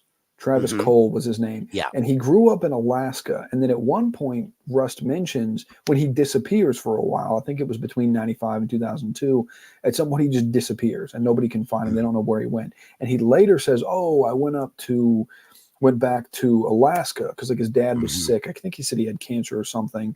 But it's sort of implied and shown that that is at least partially BS because it was cover for something else he was doing. Yeah. But then we find out that this Travis guy, who this, Boomer Sophia sees this guy, and she calls him Travis. Well, then she later says, and Travis Cole, like Russ's dad, was kind of this like survivalist, backwoods, off-grid type of guy. And she later says, because she said that Travis came to see her right shortly before he died, and that he died of leukemia. And so it's heavily implied that this is Russ's dad. And so I think it's the end of episode 1. That comes later, but it's the end of it. We're kind of jumping around here, but it's the end of episode 1 where Eve says to Boomer Sophia, she was like, how did you find them? Or something like that. And she says, oh, Travis showed me. And she's like, wait, Travis is dead. And Boomer Sophia is like, yeah, I know. And she's just kind of like, oh, whatever. Like this apparition showed up and pointed me to these guys. And so I think you touched on this earlier. So Eve is like it's worth mentioning, like she's native or Yes. Inuit, and she doesn't have a father. Right. Her father disappeared. Her mother was like severely schizophrenic. And she, I was going somewhere with this. So she was the one who'd gotten the call when that woman, and I can't think of her name, the woman who died, who'd gotten stabbed like 32 times. Yeah. And they found her in that shipping container. She's the one who found her, and they had cut her tongue out. And she took that as a reference to like her being silenced because she was protesting the mine. She actually had gone to arrest her at one point in the flashback for like destruction of mining property. And so, and she had heard about this tongue. And so she goes, and her and Danvers hate each other for whatever reason. Because we see in this flashback, they used to work together, and they'd gone to this call where there was a woman who had been getting beaten by her, I guess, boyfriend. And the woman, would go to the hospital like with a broken arm or something. And she was like, oh, whatever, like ran into a door. And then, so they show up one time to this guy's house, and he's like this really weird, creepy, like greasy looking guy. And he's sitting in a chair, and they describe it as a murder-suicide. Yeah. But, or I probably shouldn't have said so that. We get an unreliable narrator. Yeah. Right. And so, but in the flashback, it shows when they walk in, this woman, his girlfriend, is laying deceased on the floor, and he kind of like turns around and gives him this creepy look. And so they don't show, at least they haven't shown it yet, but it's heavily implied that they executed him. And then they wrote it up as if, oh, he had offed her and then offed himself. Which is why they have a contention, which is why they split up. Right. Right. Because that now one of them is implicated in a murder. Right. And so they split up, and Jodie Foster is sent to Clontarf says where in Alaska is the setting, is sent to the edge of the world, which is this Ennis place, which is far north Alaska, and mining, small mining town that's overtaken where the Inuit were. And she put Eve on a different on the state police force. So she forced her to go elsewhere. So they're not working together, but circumstances forced them to work together in this. So we get the unreliable narrator because they show up, and we see that clearly the guy did not S-side himself, that there's something else happening. And then later we get the scene where we see another viewpoint of that, and we see that there are ghosts or phantasms in the place that Eve sees. Another one of the points of contention between these two is that, like you were saying, I think Rust is a kind of like, he's like the apotheosis of like a Nietzschean fatalist, right? Even the way that it's interesting because he speaks about the world in occult terms, but from a fatalistic Nietzschean paradigm. And then with Jodie Foster, we get just pure, just nothing. Like it's just nothingness. And she's clearly that way because she's broken because her child has died. And that's why she sees the hand guiding her, like in her flashbacks. And we see the polar bear. And the polar bear toy, I think, is also a callback to the overriding theme of these four, which is the thing that's got the ultimate evil that's guiding these people, right? Which is the creeper thing. And the creeper thing obviously is tied in with, like, when they go, Eve discovers that Winnebago or whatever and goes into it, and it's covered in snow, and she walks in and it's like full of bones and that symbol and the symbols above the bed. And like, this is obviously some sort of witch was living here, but we're supposed to think that it was the guy that did this. But then we learned that the guy was actually good with the relationship that he was having with this native girl. So what I think happened is that the girl's tongue was cut out probably by the others, not by the mining people, because that's what we're supposed to think. Oh, they cut out her tongue. They wanted her to speak, and they did all these horrible things to her. But it seems like this was a ritualistic murder inside a shipping container, and that her own people did this to her, is what I think. And the reason I think that is because the birthing scene, the birthing scene was so weird to me. She goes in to arrest this woman, and she hears screaming, but then we learn that it's a natural birth setting with these women in this circle around her, and it's a natural birth. But I couldn't help but think that this was so weird, the way that she was giving birth, like facing downwards. And then the baby, remember, the baby lived, the baby's stillborn, but then they save the baby. Then later they talk about the baby is not alive. Right. And then we meet the grandmother figure who speaks, Inuit, right, and is trying to get the daughter or whatever, the granddaughter, into the thing, and painting her chin with the marks of the natives. And I just think that there's something else going on here. And also we get the outsider. We find out that there are other people that were working the facility that are now gone.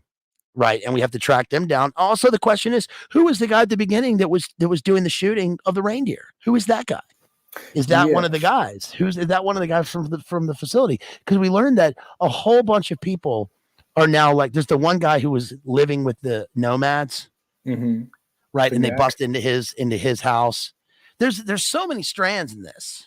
That they're gonna have to tie it together. There's the interpersonal relationships of, like, can we talk for a second about the young cop?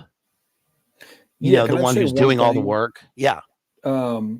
Yes, I do want to talk about that. I just wanted to say, just to kind of go back to something you're talking about a minute ago, is so Danvers gets all these photos and she's trying to figure out, like, just looking at them, like trying to see something that sticks out to her. And she sees a photo, or no, I think they found, or there was a photo they'd had of the woman who'd gotten stabbed like 32 times, found in the shipping container, who was wearing this pink parka, and then which had a tear in the sleeve, and then she sees in a photo that same guy at the beginning who said she's awake. He was wearing that same parka with a smiley face patch over, which reminds me of that whole. You remember that smiley face cult that was kind of going around offing people, which that just reminded me of that. But anyway, so it comes out that she was having this secret relationship with this guy, and she had that spiral tattoo on her back, and then he got it on his chest. I think shortly after she died, he went and got it on his chest. And so he's the one. So when they get, because they take these people, they get these guys out of the ice, and one of them is still alive. And you mentioned that earlier. One of these guys was still living. Somehow he had not died from this. And so they take him to the hockey rink. And so they put them on the ice because they have to, like, basically melt them until they can get to like try to examine them. And so so that was the thing with the guy. And then they find out through this guy who works at the mine, who knew Clark, who was the guy with the pink parka who was having the relationship with the activist woman. And he said that guy bought this trailer, I think from his brother, from this guy who works at the mine, from his brother, for like 10 grand cash. And so that's, then they find, it was Eve finds this guy, goes to this, it's like a Winnebago, you said, it's all covered up in snow. She goes in, and it's sort of, there's like these weird things hanging everywhere, and then that big spiral symbol is painted on the ceiling above, which I just want to say, one of the best parts about this show is the amount of dedication that goes into the set design and set decoration, because especially in season 1, like, if you think about everything they had to do to make Carcosa, and like, it looks believable. Like when they go into Childress's house, it looks real. Like it looks like it stinks. It looks like it looks like it looks like it smells horrible. And so anyway, and that's something we see in this as well. It's like the amount of time it must take to put all this together, like I don't know, that level of dedication to making things look realistic. And that particular symbol, in this one is different from the other ones too, because in this one it's the same, but it looks more angular and spidery, and it's like got a red hint to it. It's just very disgusting. That's one of the things about the show, is that, like, you really have to have a strong sense of discernment and a kind of grounding watching this show, because it really is sick. I mean, once you start to understand the show, it really is repugnant in a way that kind of makes you pukey. And even I hate even saying the word that the symbol stands for, because I find it revolting. Like, I know I'm not being, I'm not trying to be prudish here, but I'm just saying I find it so spiritually revolting and repugnant that, the show has to be about that because it's showing this, but it's sick, and it just Also, I think Matthew McConaughey, it's like, the scenes with him making the little figurines out of the Lone Star cans. He was like, listen, my brother Rooster taught me how to make these little figurines out of a beer can. I'm going to do this. Because there's an actor trait, which comes from the play Peer Gynt, which is the first modern play. It's a Henrik Ibsen play where a guy cuts an onion at the end of the play and it unravels, and it's supposed to show the layers of complexity in the meaning of like human interactions and of life, because we see the onion, and the revolving, circles in the onion and how everything has layers. But it's one of the great things that actors that this guy John Hartock, one of my acting teachers at drama school, taught me, if you can't think of anything to do and you got a long scene in a play and you're sitting, static on stage, the best trick to pull focus is to peel an apple, right? So you time it so you're peeling your apple and you finish it right when you get to the core, but you have to do it so it's unbroken. But that plays into what we're talking about here. And actually the apple with Eve and the orange plays a role in this film, because the orange is really important. And before I get to that, you were talking about the smiley face, and I just wanted to point out this one thing right here, if I could. This says the moon god of the Eskimo people is Igluk, but it is only one of his several names, according to the indigenous peoples inhabiting the Arctic regions of Canada, Alaska, and Greenland, where he's known as Anningen. He is the supreme divine being that rules over natural phenomena. He practically rules over everything, represents one of the most powerful gods of the Inuit pantheon. And there's a character, maybe it's not this guy, but this goes into maybe it's not this page. There is see his picture right here. There is a character that is in the pantheon, who is a smiley face. He's a smiley face mischievous demon character. Oh wow. For the Inuits. And there's another character in their pantheon who is a woman who has long fingers, and she fits into this because I don't know if I'm gonna be able to find her. Is this it? There's Sedna, but there's also Nuliajuk, the sea goddess. I think that might be her. But there's another character that the Eskimos said to be afraid of, and basically, she lived in the water, and she's like green. She lives in the water, and she's got a basket on her back, and she looks like a regular Inuit woman. But when you get close to her with this is important. So the KIDS are drawn to her off the tundra, close to the sea, because she's got a low droning noise that she emits that hypnotizes them. And so that's why I think this has something to do with why the people's ears are busted. Their eardrums are busted. And it looks like they're clawing their ears out.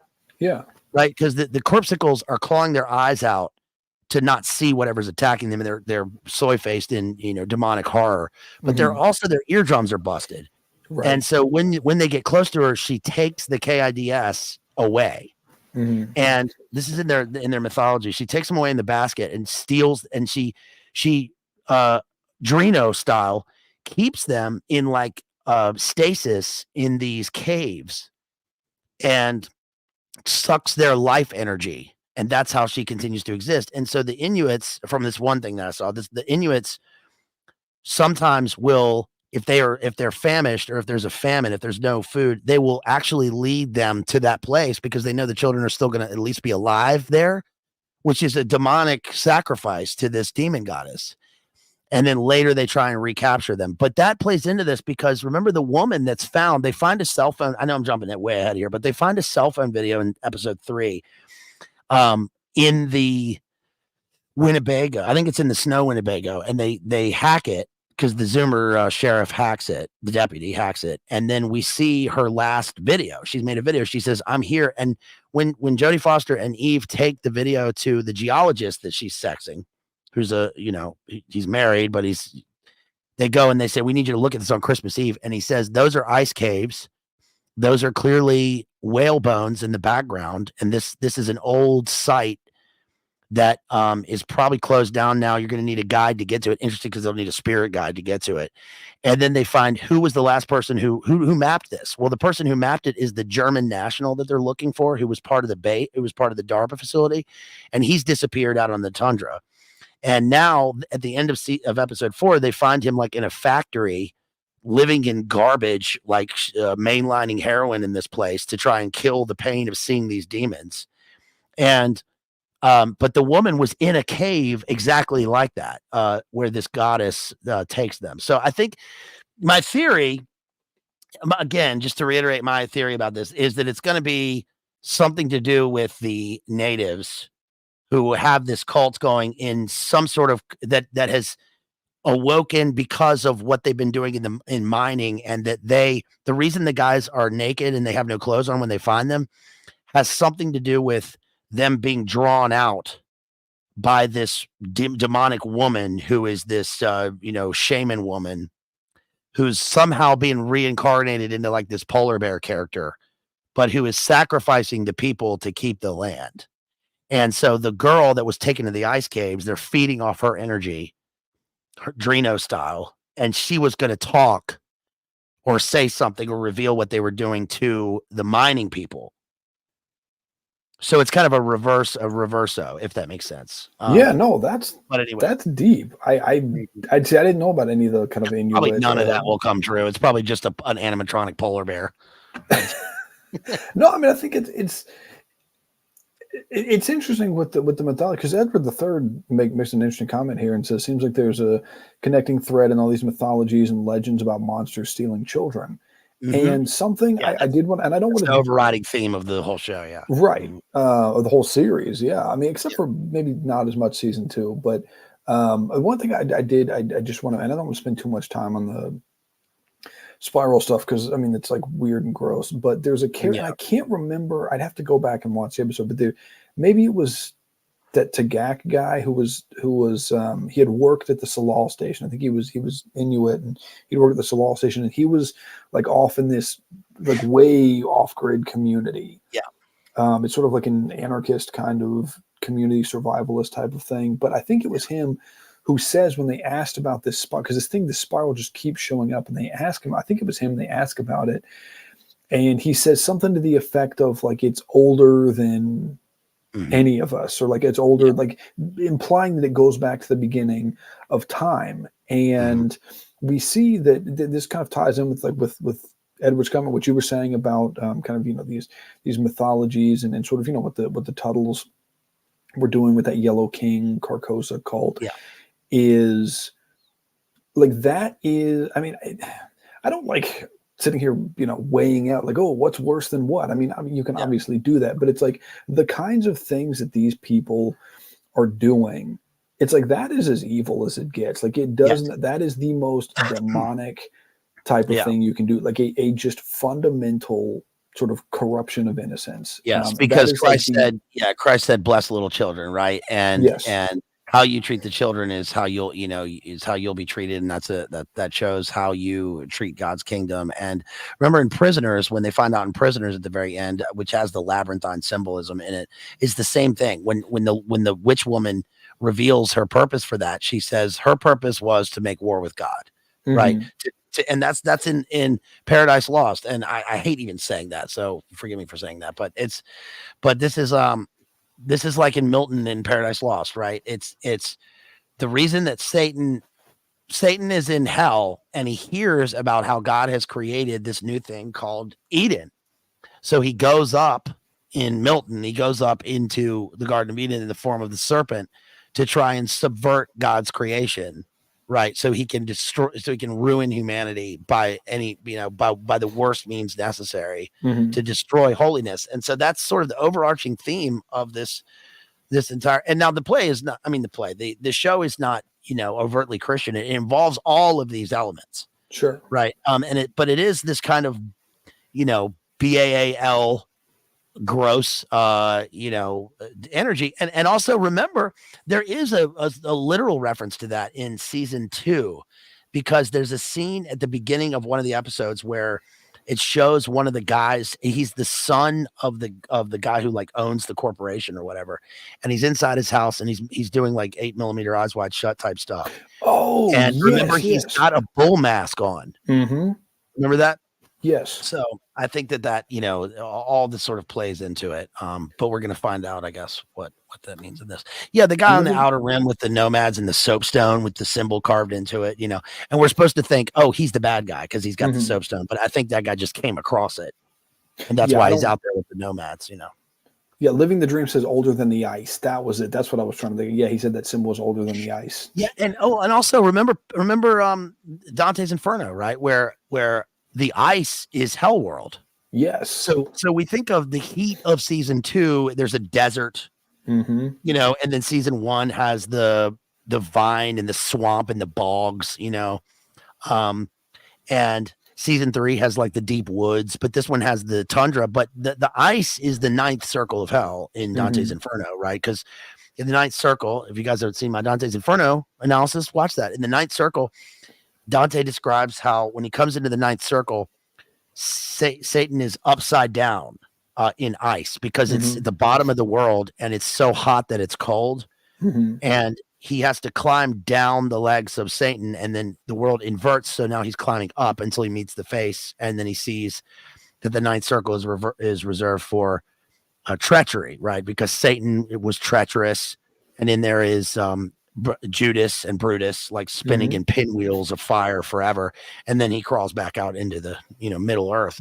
But it's cold. It's an ice realm, and so digging into the ice here and awakening something primordial sort of plays roles into all these things. Yeah, I think the sort of extreme weather is something that we see in each season, because in Louisiana, I've never been to Louisiana, but I've knowing what that part of I've lived in the South my whole life, and knowing what that part of the world is like, it's a very tough kind of environment. There's a lot of like swamps, a lot of it's below sea level. It's very hot. It's very humid. Season 2, they're out in the desert. It's extremely hot. Season 3, Memphis, it's hot. It's very humid. They get tornadoes. Interesting, all these tie into Elvis, because the first one is down in Louisiana where the alligator grows so mean, and then season 2 is, well, I made it out to Needles. He's talking about Needles, California, right in the desert. And then 3, Memphis. So did you know True Detective is secretly about Elvis? No. We've cracked that's the whole show, people. So this was fun. We'll see y'all next time. The town is really not called Ennis. It's called Elvis. Yes, it's a mispronunciation of Elvis. And so this whole thing is about proving that Elvis did not actually die in whatever, 77 or whenever it was. Yeah, August 16th, 1977, sir. Yes, thank you. 8. Where's our gematria folks out there? Tell us what that means. January 8th, 1935 to August 16th, 1977. Come on. Schizophrenic. No. Everything is about Elvis. But no, so you said you wanted to talk about this, just like this kid sucks. This Zoomer cop with the like Hanson brothers haircut. This kid sucks. I can't stand this character. Yeah, I think that I think they're setting him up this way. What just happened to my screen? Hold on. I lost you. Oh, I lost you. Your audio, okay, I can still hear you. Okay, I'm back. Whoa, that was crazy. The screen just went pink. What the fuck? It's because they knew we cracked the code, and this is all about Elvis. And they're like, no, nobody can know this, so they're interfering. Yeah, maybe. Keep talking about the Zoomer guy. I'm gonna fix my bit rate on here. Okay, maybe that's what's doing it, because I keep freezing up. Yeah, there's this cop who I mentioned earlier. He's young, and he is the son of the John Hawkes character. And this kid I call him a kid. I don't know how. He's married to a native woman, or Inuit native woman, and they have a young son. together. And the first time we see this sort of references to Sedna is he comes home from work, and his son has this picture he's drawn of this woman who has like blue hair, and like I think her hands are cut off or something. And it's sort of reminiscent of, if you remember the sketch from season 1 where Errol Childress there was a police report of him chasing this little girl, and she described him as this like green-eared like spaghetti monster, and they figure out it's because he has all these weird scars all over his face, and then he had been painting this house green, and so he'd gotten green in his hair, and so this girl interpreted it as this monster, this like green-eared spaghetti monster who was chasing her. And so it's sort of reminiscent of that a little bit. And what's interesting is Eve's sister also has blue hair, which is just, I know we can maybe get into that. But anyway, and so it's this character, and so there's this tension between this kid. I can't think of the kid's name, but whatever. The freshman is what Eve calls. We'll just call him that, between the freshman and his wife, because his wife is working like in a hospital, and she's going to nursing school online, and is effectively anyway. I forgot to mention this. The picture this kid was drawing. Freshman says something about it to. He was like, "Oh, is your grandmother?" Or like, I think it was the girl's grandma, his wife's grandmother. He's like, "Well, was he telling him these, stories or whatever about this?" And he doesn't mention Sedna by name, but and so she's basically raising this kid by herself, because their son by herself, because Freshman is just like, he's a total brown noser, and just like he's, Danvers has him on a leash, and whatever she says, he does. And so it's like he gets home, and his wife's like coming on to him or whatever, and then his phone rings, and he's like, no, he's like, get off me, like I gotta take this from Danvers. So like, and she just totally abuses the guy, and he Danvers does, because like later on it's Christmas Eve, and he goes home to be with his family, and she calls him. She's like, "Oh yeah," because she's drunk, and she's like, "That's a whole other thing." But so she calls him, and he has to go out. Dr. Lecter, I'm fake drunk. I am fake. I've been drinking this bottle of gin. It's actually water. Absolute. It's actually water. And so she makes him and Eve drive all the way out to that like survivalist community where that Tagat guy was, and. So yeah, like he's basically, and then because then he gets home, it's like 2:00 in the morning or something on Christmas morning, and his wife he's home to his cute wife, by the way. She's the best looking woman in the whole show. She's very attractive. I like her. Very attractive, and absolutely best looking woman in the show. And he says something about like, oh, look, he's sorry or whatever. And she's like, oh, I like, just let me sleep. And so he's like, why don't you just say, he's like, I'm just cringe. He's just, because he says something, this is in, I think episode 4, where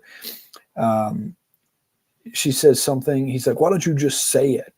And he's like, well, that, you didn't want to get married or whatever, and you didn't want a kid or something. And it's like, dude, could you be any more of just like a spineless soy dweeb, like passive aggressive, just dork? This guy sucks. I can't stand him. He's terrible, horrible character. Like says, so the show's worth watching for the hot wife. I mean, she is like really. I don't know what it is. Maybe it's just because everybody else in the show is, whatever. Very real, I'll say. It's very real. Like they all look. Remember what Norm Macdonald said about? He said, I met George Harrison. He looked haggard. When I heard the word haggard, now shout out to Tristan Haggard out there and Chase Haggard, who are, those are capital H Haggard. But everybody on this show just looks lowercase haggard, right? Yeah, they all look rough. And except for the guys working at the Darpa facility, right? They look normal. I mean, they don't look normal, but they look normal, normal, I guess. I think it's cool about their facility because it's obviously supposed to be, it's kind of a stand-in for a, space pod, right? It's like these guys never leave. And of course, I'm here with your bologna delivery, right? The guy drives out to nowhere. He's like, I'm Amazon. I'm here. I got your Nerf guns, your DVDs, your morphine, your Vicodin, your mayonnaise, your pantyhose, your cocaine, your Sunny D. We had 25. Was it like we had 5 bags of grass, like 25 pellets of mescaline? I got your Red Bull. I got your Red Bull. I got some McNuggies. Sounds like a pretty good time in Vegas, if you ask me. No, it's like, no, but like he drives out there and he's like, anybody here? And the doors don't lock. Remember the thing about the doors don't lock because of safety procedures. Like, I guess because if they go out on the ice, but that just means a damn polar bear could just walk into the facility, I guess. Because the polar bear did walk right into the middle of town. I mean, why wouldn't it? Right? You're there's nothing else in this town. But somebody, I think Views brought up earlier also kids are psychic. Well, that does play a role in this because that's one of the things that results. I mean, that's what Stranger Things was about, right? That she goes through purposeful MK Ultra, Manchurian Candidate, MK Naomi, Subproject 119, MK Often programming to be a child super soldier with psychic powers. And that's because of the trauma that's inflicted on her in this place. And John Marks talks about that in the book, which leads to, and that's what my book Monarch deals with, a character who undergoes that and then tries, seeks revenge for it, which is kind of what season 2 of Stranger Things was about. But when the mind retreats, the brain, Firestarter is also about this. When the mind retreats out of a natural protective instinct, something else can come into its place, which is DID, but also harnessing of these powers for this thing. And there, that's what Montauk Project was about. And so, True Detective deals with that because it's about, stealing pure energy, right? The purest form of energy through Drino stuff, which I'm not going to say, but I think that ties in with this. And obviously that's why her child is the spirit guide that she sees in her dreams. And that's the reason why Zoomer deputy, Jonathan Taylor Thomas, freshman, is her stand-in son in this. And John Hawkes even says that, remember, in that one point, he says, stop trying to Miss Robinson, my son. And then remember, and I knew the kid was going to say this. He goes, who's Miss Robinson? I knew he was going to say that.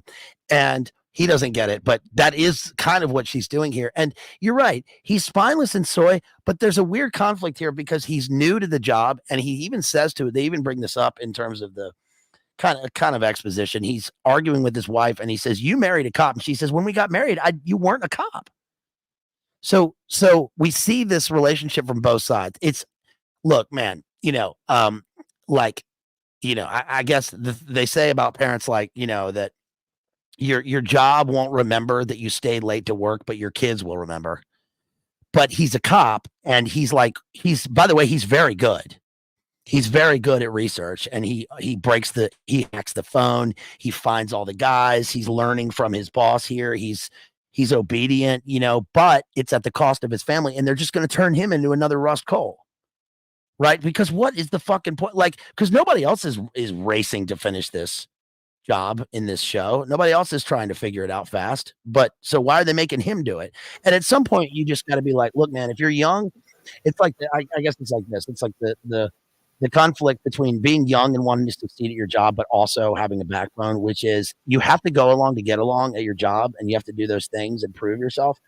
If it's a career you love and that is a calling, where you're sort of 24/7 on it. But you also, if you're married and you have kids, I guess you have to be like, look, even if you're not, it's like, I have a life. This is a job. It's not my life. I have a life, and this is a job that I do. And I have to set boundaries with people. And, we all have to do that. We all have to set boundaries for people. And often I think that when we do that, we feel much more whole as human beings, because you can be dedicated to your job. But at the end of the day, if it's not a job that's a career, that's a calling type of job, right, then it doesn't matter. No one's going to remember that. You just do your job and get paid for it. Right. So I appreciate that about him and about the conflict, but there is also the thing which is weird, where John Hawkes bitch slaps him. Mm-hmm. You remember that? Because he steals. So that's an interesting scene, because he has to go back and find this picture, and he steals a box from his dad and throws it out the window. So why were you sneaking around? Why didn't you just tell him? Because you also have to set boundaries with your dad. And the way that he throws it out the window is like, he's the window, the house and the structure always functions as a symbol of the person's inner state. So by taking the box of memories and throwing it out the window, you're stealing the dad's memories. Right? And his dad recognizes that, but his dad is also, they're like remember, he gets the fellas together and he's like, let's go find this son of a bitch. And they're like, and then the woman walks out there and they're all, by the way, let's split up on the infinite tundra. No. Right. What? One of the guys has got a high powered rifle. He's going to see you and shoot you on the tundra. Right. Because you don't know where everybody else is. And then she rolls the orange. Yeah. And I know I'm skipping around here a lot, but she rolls the orange and then the orange rolls back to her. And then later when the blue haired sister who in the show, they say is diagnosed BPD, she doesn't have MPD or DID, but she's BPD, but she's bipolar. She's got all these things. Schizophrenic. And my interpretation of this is that she's seeing the same ghosts because they explained it in the show. Boomer Sophia explained there's 3 types of ghosts. She said, we live in the outer dark. It's always night here, and we live in the outer dark, and it's just a fact that ghosts live amongst us out here, right? She says the ghosts are demons, but she says there's 3 types of ghosts. There's the one that comes because they just miss you and they want to say something. There's another that tries to point you towards something, and then there's another that tries to take you with them. And so we know that the sister is experiencing the ghosts that are trying to take her with her, and that's why she ends up going out onto the ice shelf on this broken down old ship, right? Like they're on the Pequod out on the tundra, like with the frozen sea, and she walks naked out into the water. And eventually, I guess what's going to happen is we're going to find her, or we're going to find somebody under the water. And of course, we're going to be looking down into the dream world of the abyss. And because we've seen that in the ads that the 2 characters are looking through the ice. So what we're going to see here is that in the black goo of the dream world of the abyss underneath the ice, they're both looking at themselves through a mirror of the ice shelf, but also looking into the beyond, right? With the night country reflecting back at them. I love how the guy at the end of episode 4 said, instead of Carcosa, he said, yeah, you in night country now. And I went, that's the title. The title of the show. Yeah, and it's interesting because that's actually alluded to in the opening credits, because it shows people like sort of in slow motion, like as if they're falling underwater, like they've fallen through the ice into the water. And then so Eve's sister goes out at like there's another time she goes out to this sort of like half capsized, the ship that's like halfway capsized out on the ice out towards the water, and she said something about, like, she's sitting there, she says something about she can see the ocean. It's like she can sort of see the ocean and like the waves or something. And then dude, that is scary, man. That's terrifying. Oh, like yeah, being out on the tundra on the ice shelf and you can hear like the Bering Sea in the background. It's just blackness. That's there's monsters in there. Oh yeah. Yes. What's interesting is, so her sister is like, she keeps having these episodes where Eve's sister keeps having these episodes where she's like freaks out, has these breakdowns, goes psychotic or whatever, loses touch with reality, and it's kind of this recurring problem. And she doesn't want to get treatment, she doesn't want to go somewhere, but then she ends up, there's this place in town called the Lighthouse. And so she ends up going to the lighthouse. And I don't know, maybe this is insignificant. I have a feeling, I don't know, maybe they won't touch on this. Maybe the lighthouse is the last we'll see of it. I have a feeling the Tuttles have something to do with the lighthouse. I'm calling it now. Maybe I'm wrong. One thing that's interesting, and I did notice this, if you look at the front desk of the lighthouse, and maybe this is just like, being like reading too much into things and going into like too speculative of territory, but the lighthouse, if you look at the logo that's on like below the front desk, it's a circle, and it has these sort of like lines coming off of it, which is supposed to be, the light coming out of the lighthouse, and there's the lighthouse in the center of the circle. To me, and again, maybe this is like schizo, but it seems like that looks like the like a single like a one eye symbolism, because you have the circle, you have the like eyelashes, right? The Yeah. lines coming off it. You almost have what looks like an eyelid under it, and then the dead center is the lighthouse, which is like looks like a pupil. Like it sort of makes it's kind of hard No, to Matty, describe if none of that people. is true. It's just a TV show with the lighthouse. Okay, No, yeah. I think you're right. No, because there is another in my brief, understanding of Inuit pantheism. One of the other god. I don't remember which god that which demon this is, but has a one eye, right? And that we see the polar bear with the one eye, and it's just interesting how DPH has done. He's the expert in this, but how all of these ancient, pantheistic and pagan religions always have a character like Odin with one eye, and it's a character, or a cycloptic character with one eye who gives one eye in the other realm for human knowledge in a kind of Promethean satanic ritualized ceremony that echoes throughout all of these different civilizations and cultures throughout the world, right? So it's ancient, but they're all demons, Right. And the point is, you don't have to do that. You wish for, it's like when the Lord speaks to Job, right? And he's like, were you there when I commanded the waters? Were you there when I set the sun in I'm paraphrasing, but you're a human being and you know these things, right? And of course we live in a fallen world, but like you don't have to have the ultimate Gnostic, energized wisdom to become a god yourself, because you're going to end up inhabiting this demon polar bear, like in Midsommar, right? Which is, I think, probably an apt comparison, because at the end of Midsommar, they sew up the people inside the bear god or whatever, the bear demon. So in this one, it's like, no, it's just their soul is infused with the polar bear or whatever it is. But it's a good point about the lighthouse. Yeah, it's like, the wonderful Tuttle Corporation came here, and we got to give rehab and mental health treatment to all these people that are working this hellish ninth circle zone. So this is called the Lighthouse, formerly Tavistock, right? And also the Lighthouse. Remember the Lighthouse movie?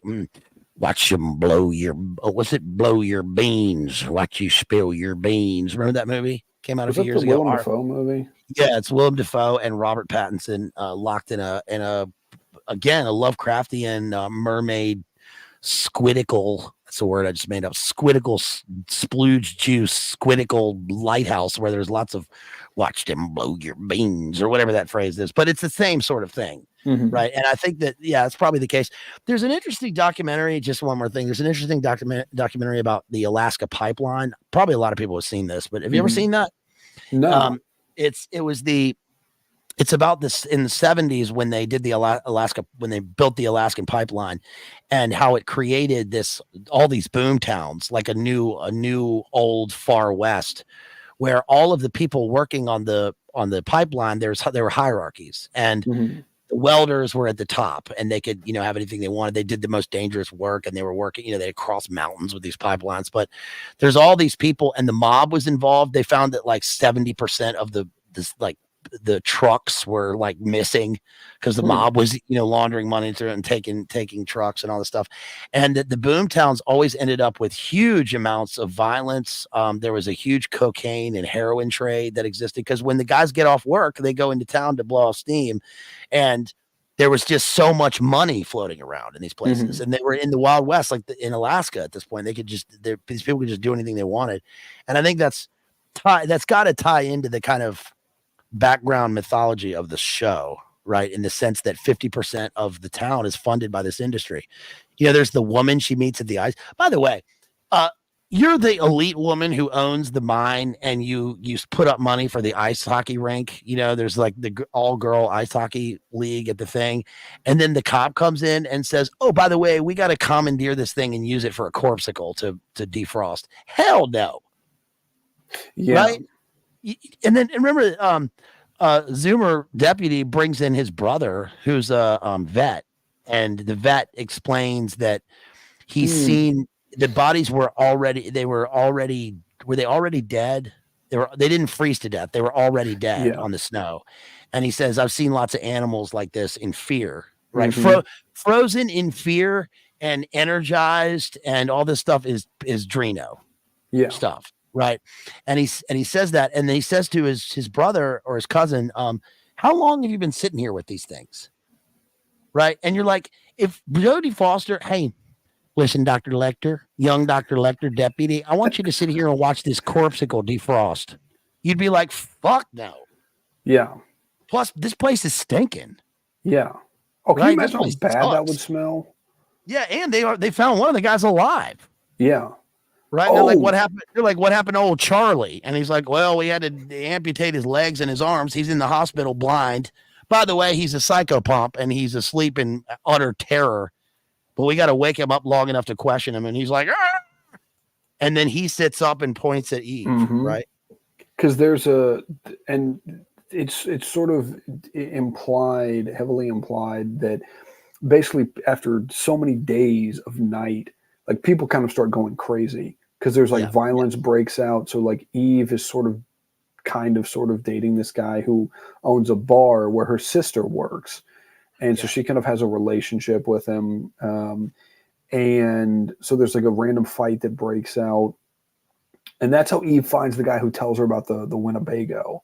He was there. I don't think he was involved in the fight. But then, so they go to the hospital where this guy who, he's had like, I think, one of his legs and like maybe both of his arms, or one of his arms and both of his legs taken off. Like his whole body is basically gangrenous, and it's very gross.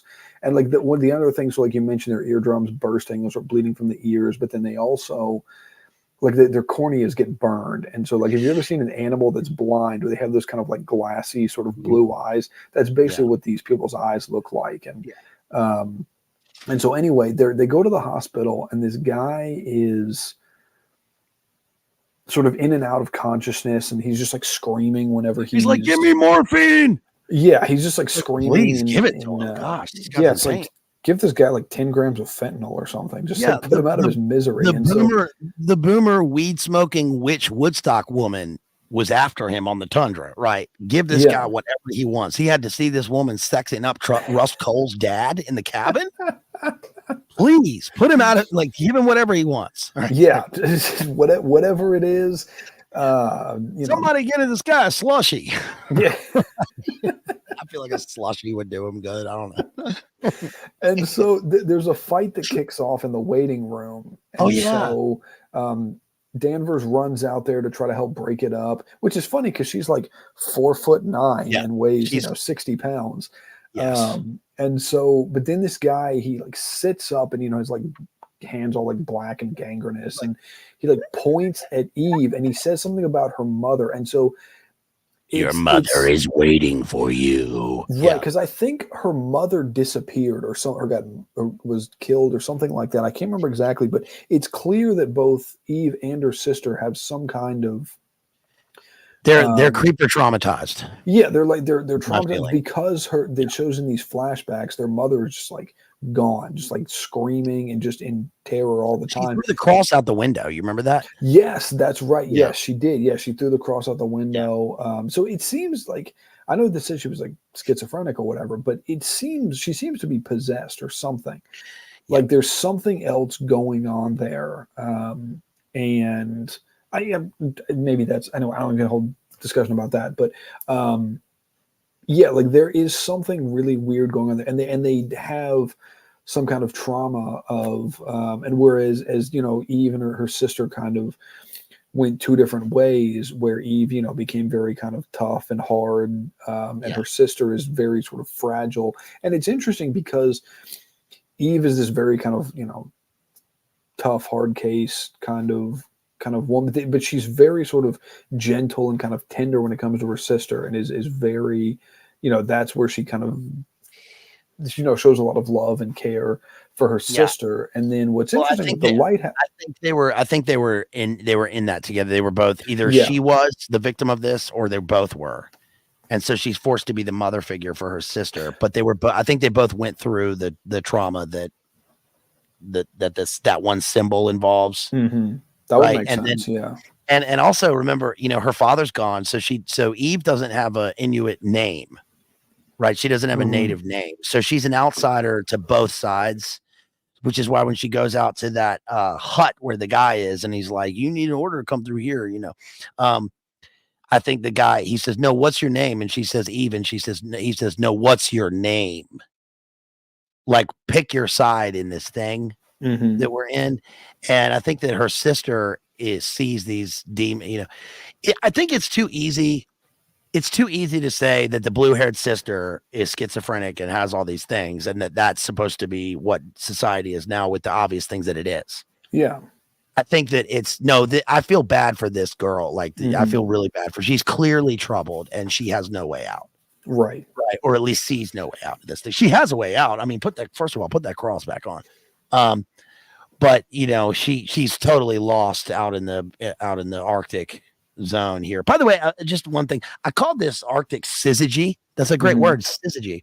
Very fancy. Because the literary, first of all, the syzygy of the moon and the moon and the sun, we have two objects that are tied together. And a syzygy in literature is where you have sort of two opposing objects that are tied together. And we have the two sisters tied together. We have the two cops tied together. We've got the natives and the corporations tied together. We've got all these different systems that are sort of circling around one another, tied together like some sort of stellar event here. And it's also pointing towards something dark. We're gonna point towards the night country, the outer dark here, where like you said, everyone is just, and on a literal level, everyone has a hard time dealing with their sanity because there's no light. So Mhm. the lighthouse is the supposed beacon of hope for those who are like lost in the darkness of mental illness and drug addiction, because there's a supposed beacon of light at this place. So they're also on the sea, right? So all of the ships, like in Beowulf, you put Beowulf's lighthouse here so that the ships who are lost on the ocean can find their way home. But instead, I think it's finding their way home, which is like the native home, which is what I think the show's about. I'm gonna be really disappointed if it's not that, right? Yeah. If it's not that, but No, I appreciate the explanation because I didn't know what I'd never heard the word syzygy, so that was I like that. I think that was yeah, good choice yeah, on very that. fancy. Yes.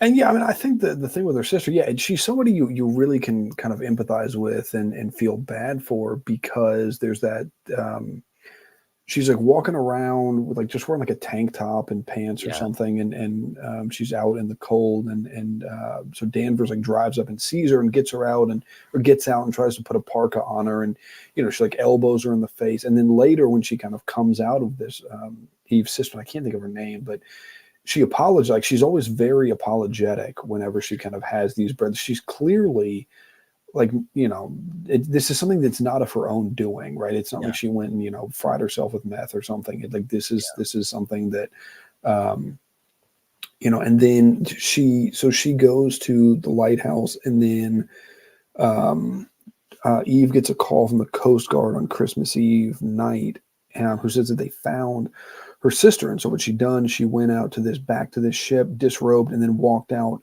into the ice, and then fell in the water, and so yeah, well, I do think it's unlikely that the Coast Guard would have found her, because it's like, well, what would they be doing unless they're doing something else? But and so then Eve goes back to the lighthouse. There's some guy who's just sitting behind the computer at the desk and like freaks out, starts trashing the lobby, and is asking him like, how do you she just checked in earlier today, and then like the guy doesn't even know she's gone. He's like, oh, well, let yeah, me look on the computer. She's like, you don't even know she's gone. He's like, well, this isn't a prison. Like, people can come and go. But it's like clearly this place has no oversight, that she just yeah. walked out the door and these people are asleep at the wheel. Which begs the question: what was the guy doing? Yeah, Right. What's going on behind this place? Which is right. what you sort of brought up there. And the other thing, just to steer it towards the orange, because the orange is the symbol in episode 4. Hmm. In 3, when Eve goes out onto the ice in the search party, she has an orange with her, which is very odd. Hmm. Clashing with the darkness and the snow and the cold, and she's got this orange, and she takes it and she throws it out into the darkness, and then the orange rolls up to her. And then in episode 4, when the girl is asleep in the bed, an orange rolls at her feet from under the bed, and she looks under the bed, and there's a monster ghoul under the bed, with milky eyes going, "Eh." Right. And so what I just looked up here was orange symbolism Inuit. What does it mean? And of course, this goes into about what my thesis is. Among the various visual elements illustrating indigenous cultures, the circle is at the center, which represents the circle, which represents being together in a spirit of reconciliation. The orange color represents truth telling and healing. And they have a thing called Orange Shirt. Did you know this? Orange Shirt Day. No. Oh, I've heard of Orange Shirt Day. Yes. I didn't know anything about it. I've heard of it, though. The Orange Shirt Day, emotional, mental, and physical trauma that the First Nations, Inuit, and Métis endured during the residential. So, in other words, she's finding truth in this. She's being pointed towards finding out the center of the labyrinth, right? What's the monster at the center of the labyrinth? Mm-hmm. And also, this deals with, the spirit of reconciliation and how these guys are protesting the mind, mm-hmm. right? Because they don't wear orange in their meetings; they're splashed with the black goo. Right. But that seems to point towards significance of what this thing is about, right? And who's doing these things. And I also, there's a bunch of other characters in this. I mean, we mentioned John Hawkes. But the significance of him like being alone here, and he has the Tinder date and he's always on the phone and he seems normal.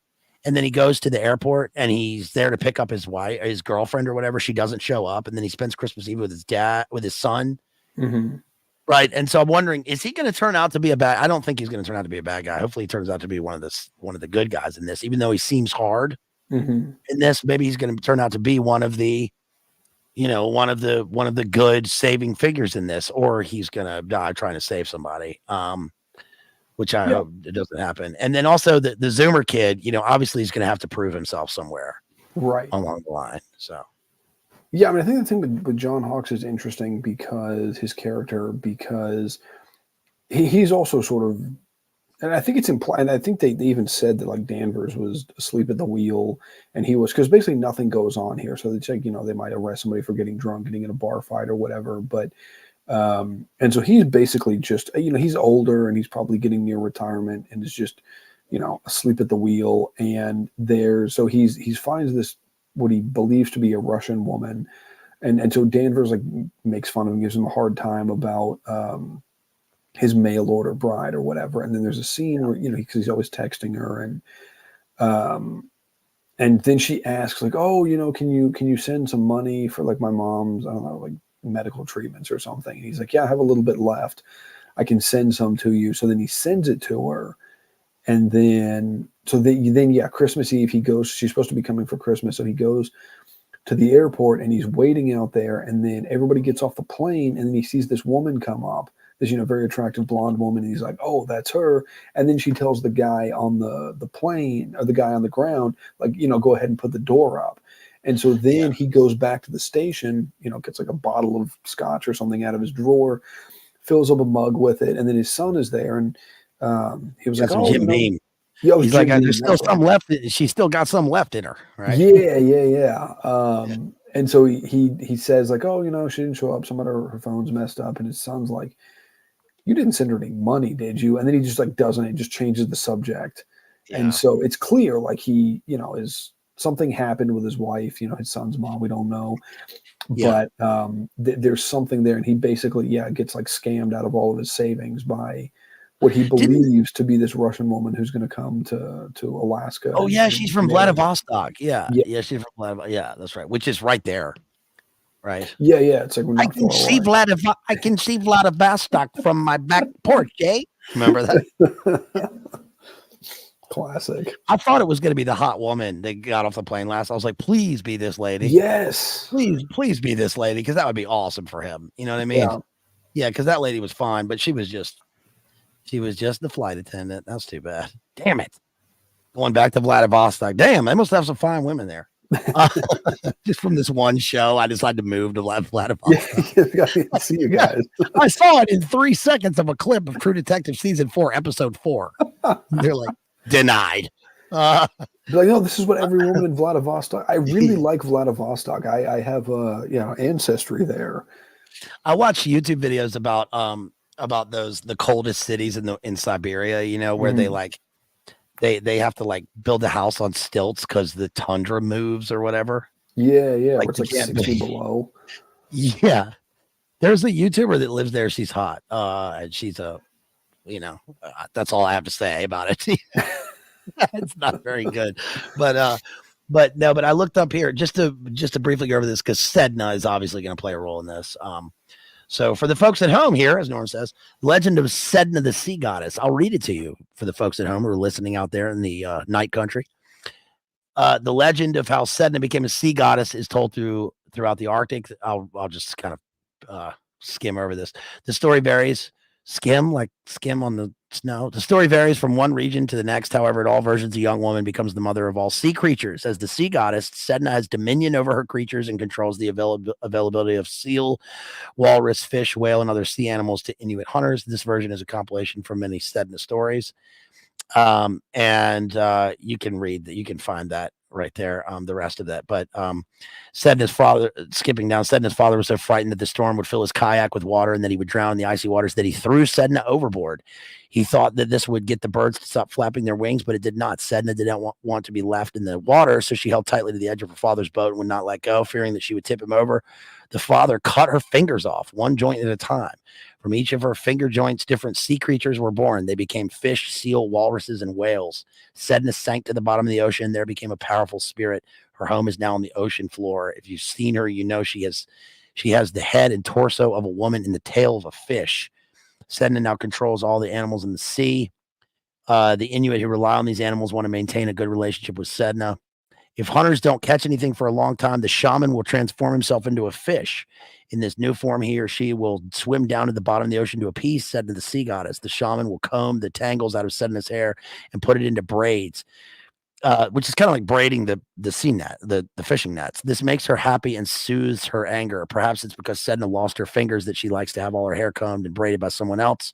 She's happy. She allows her animals to make themselves available to the hunters, and animals do not mind giving themselves up to provide food, clothes, and shelter for the Inuit.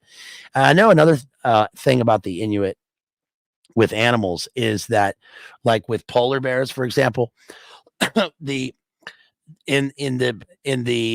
Inuit mythology, all of living creatures are created by the Great Spirit, and so they're all equal. So the animals and the plants and the people are all equal, but they have to survive. They have to eat. They have to eat. So they will eat polar bear, for example, and they'll survive on the meat. And what they do is the way that they, of course, kill the polar bear, and that they prepare the bear afterwards, and they hang up the skin, they hang up the fur, and they have to, like, I think at one point they have to cut off its head and point the head on a stake towards the meat for a certain number of days, and this appeases the spirit of the polar bear. And when the polar bear goes into the afterlife, it will tell the other polar bears and Nanook how the men killed it. And so then they will know that if they were prepared in a bad way, to avoid certain hunters, because the bears choose whom to be killed by.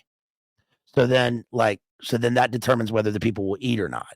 So it's it's an animism, and they're looking for food. Another good story that is kind of like this, if you've read Jack London's To Build a Fire, it's a pretty simple story, but it deals with this type of situation and the extremes of cold, and building a fire in the utter the tundra wind, and what it's like to rely on these things, which is interesting because that provides a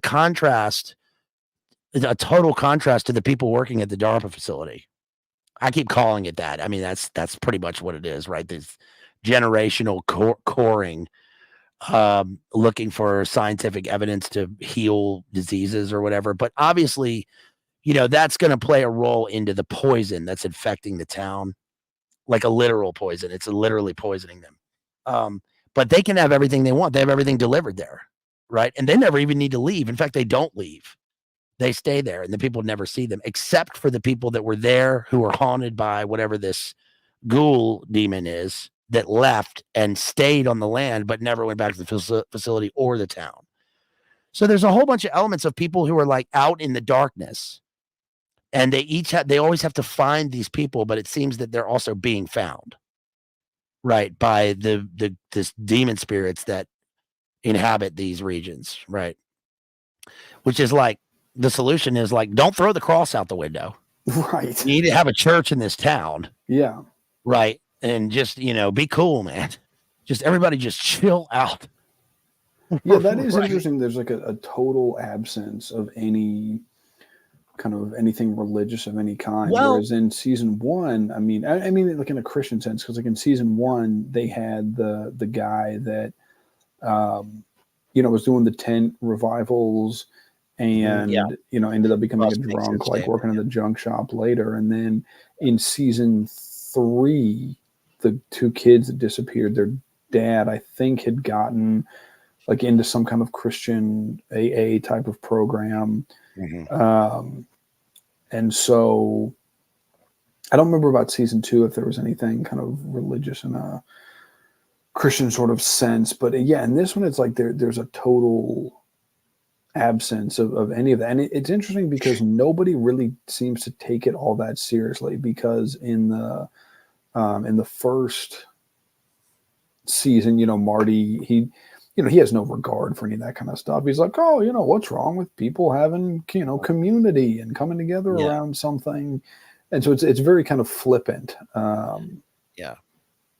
But it's interesting because the in the absence of any kind of like serious sort of faith, that's where you see this kind of, evil sort of proliferate and kind of become all engulfing. Yeah, or the evil co-ops these things because of their community sense and then infects them, right? And, Sure. and the season 1 is a very Harold Bloom vision of the American religion, a kind of Pentecostalism and not an American Gnosticism, melded into one in these, in the kind of southern swamps, mixed in with the kind of the hard Protestant work ethic of, trying to make it through these things. And that's where these things arise. Season 4 is like, they constantly mention praying, right? And Jodie Foster is very, that's right. She talks about it. And now she does throw the cross out, but it's interesting because when she sees that cross was clearly her mother's. Mm-hmm. And I guess it's her mother who was doing these things. And I wish she hadn't thrown it out, but it's obviously a symbol of whatever she went through. And she throws it out into the ice, just like she threw the orange out of the ice. Mm-hmm. So in a way, I guess that's Eve rejecting both sides of her personality, right? And both sides of her culture and her religion, because she's casting out the orange of the natives and she's also casting out the cross, unfortunately. But where is she going to be reconciled in this? Right. Mm-hmm. She and remember in episode 4, the big reveal at the end of episode 4 is that her mother was afflicted with a curse, her sister was afflicted with it, and there's nobody left but her. So when she goes into that factory, she sees the phantasm and she seems to be possessed. Yes, because she said it comes for all of us, and she's like, now it's coming for me, and like it's calling to me or whatever. But what's interesting is, if you remember, right before her sister, goes off into the water, when she's sitting in her bed at the lighthouse, and that orange rolls out from under the bed, and she looks under the bed, and you can't see who is under the bed. There's some kind of apparition, but it has the cross. Yeah. And you can see the cross. So I think it's implied. Gotta be her mother. Yeah, it's implied to be her mother. And so, then the guy, the German national guy that I can't think of his name, but the guy who also had worked at Salal and who had disappeared, and they're trying to like get a paper trail on this guy, but then they find out he's still in the area, at least in Alaska, because he'd gotten arrested, I think 2 months before, which Freshman figures out.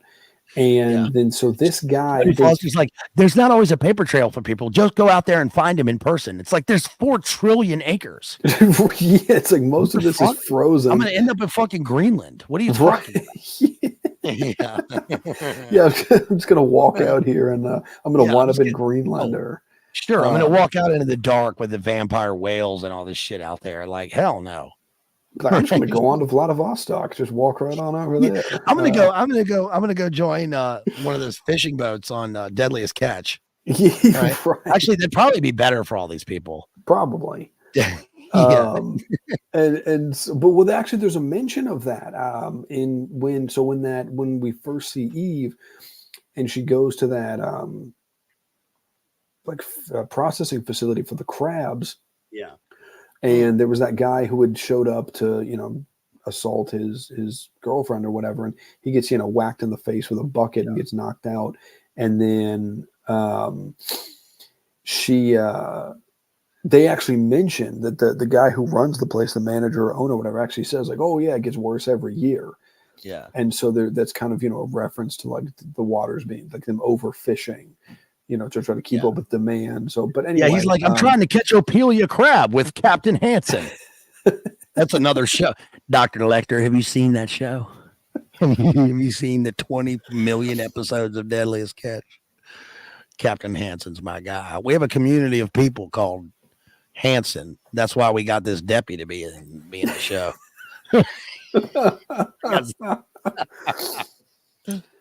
Yeah, Ophelia crab. That's what they call it. Yeah, big crab. Where's the place they always get in chat? Where's the place they always ship out of on Deadliest Catch? They mention it like a million times. What's the name of the port where they always are? Somebody tell me. It's got a very unique name. Before I go on, let me interrupt real quick. Shouts out to Ethan out there who drops $4 and says, for congrats on 3K, boss. Hey, thank you so much. Really appreciate that. You guys, please support us. Please drop those super chats and support us here, and also just like and share the stream. And thank you to Matty out there, right here, out there, but right here. Please make sure that you go and subscribe to his channel after this is over at Digital Minefield. I've been on Matty's show like a million times, and he's got a great show. I mean, don't go just because whatever. Okay, just go there and sub. And we've had a good time. And what was the latest one we did? We did like 5 hours. What was the latest one? We were just talking shit. I don't remember what it was. I think it was just like a rip. That's when we talked about the eBay, the eBay stalkers, and that was a good one. Yeah, people definitely was good. Check. And you mentioned Firestarter earlier, and I was just thinking, people go check out the stream we did on Looper, starring Joseph Gordon-Levitt and Bruce Willis, because we got into that on there. That was I think that was episode 3. Yeah. I also did a Firestarter stream like a year and a half ago on Stargate Monarch Firestarter. So we can check that out. But go to Digital Minefield's channel here. And also just later coming up, I did a stream last night on Kurt Vonnegut's Slaughterhouse 5. Also talked a little bit about Cat's Cradle and Mother Night. So please check that out. Later this week, I'll be doing historical tragedies and their relevance today through Shakespeare's Coriolanus. And then I'll be doing the 3K sub party this weekend. 3K, 2 years, 200,000 views, 3,000 subscribers. We're going to be talking Point Break, and I need to do Predator. I might mix Predator in there with as well, because Carl Weathers, RP Carl Weathers. Dylan, you son of the bitch. So you decided to take the 6 of us and drop us in the meat grinder. Dylan, what happened to you, Dylan? You used to be someone I could trust, right? So, son of a bitch is dug in there like an Alabama tick, right? Jesse Ventura's in it. I really liked being on this movie. We measured our python biceps. I actually had bigger biceps at the time. Right. I just thought about that clip when I haven't posted it on I can't because it's on Instagram, but there was a clip when Jay Dyer was on AM Wake Up, and he did an impersonation of a certain phrase that a certain word that Jesse Ventura says throughout Predator that I can't say here. Yeah, I'm sure you know what I'm talking about. Because I went to a restaurant the other day, and they had Wagyu beef. They had Wagyu beef burgers, and when the server came around, I said, "Is this Wagyu beef made in China?" She was like, "I don't know, sir." And I said, and this is funny. I said, I was there with the faculty, and I said, "Listen, I'm a frontline hero, so just make sure that we get the frontline heroes discount." I was joking, but on the receipt, he put like 15% discount for heroes. Couldn't believe he did that. When I got it, I was like, "You see this, guys? A hero emerges. I'm the hero." right? Thank me for this. I couldn't believe she did that. Heroes in all caps. She was probably like, "Oh, these people like EMTs or something." Yeah. Frontline heroes, get out of the way, right? Where's my Wagyu beef? Anyway. Okay.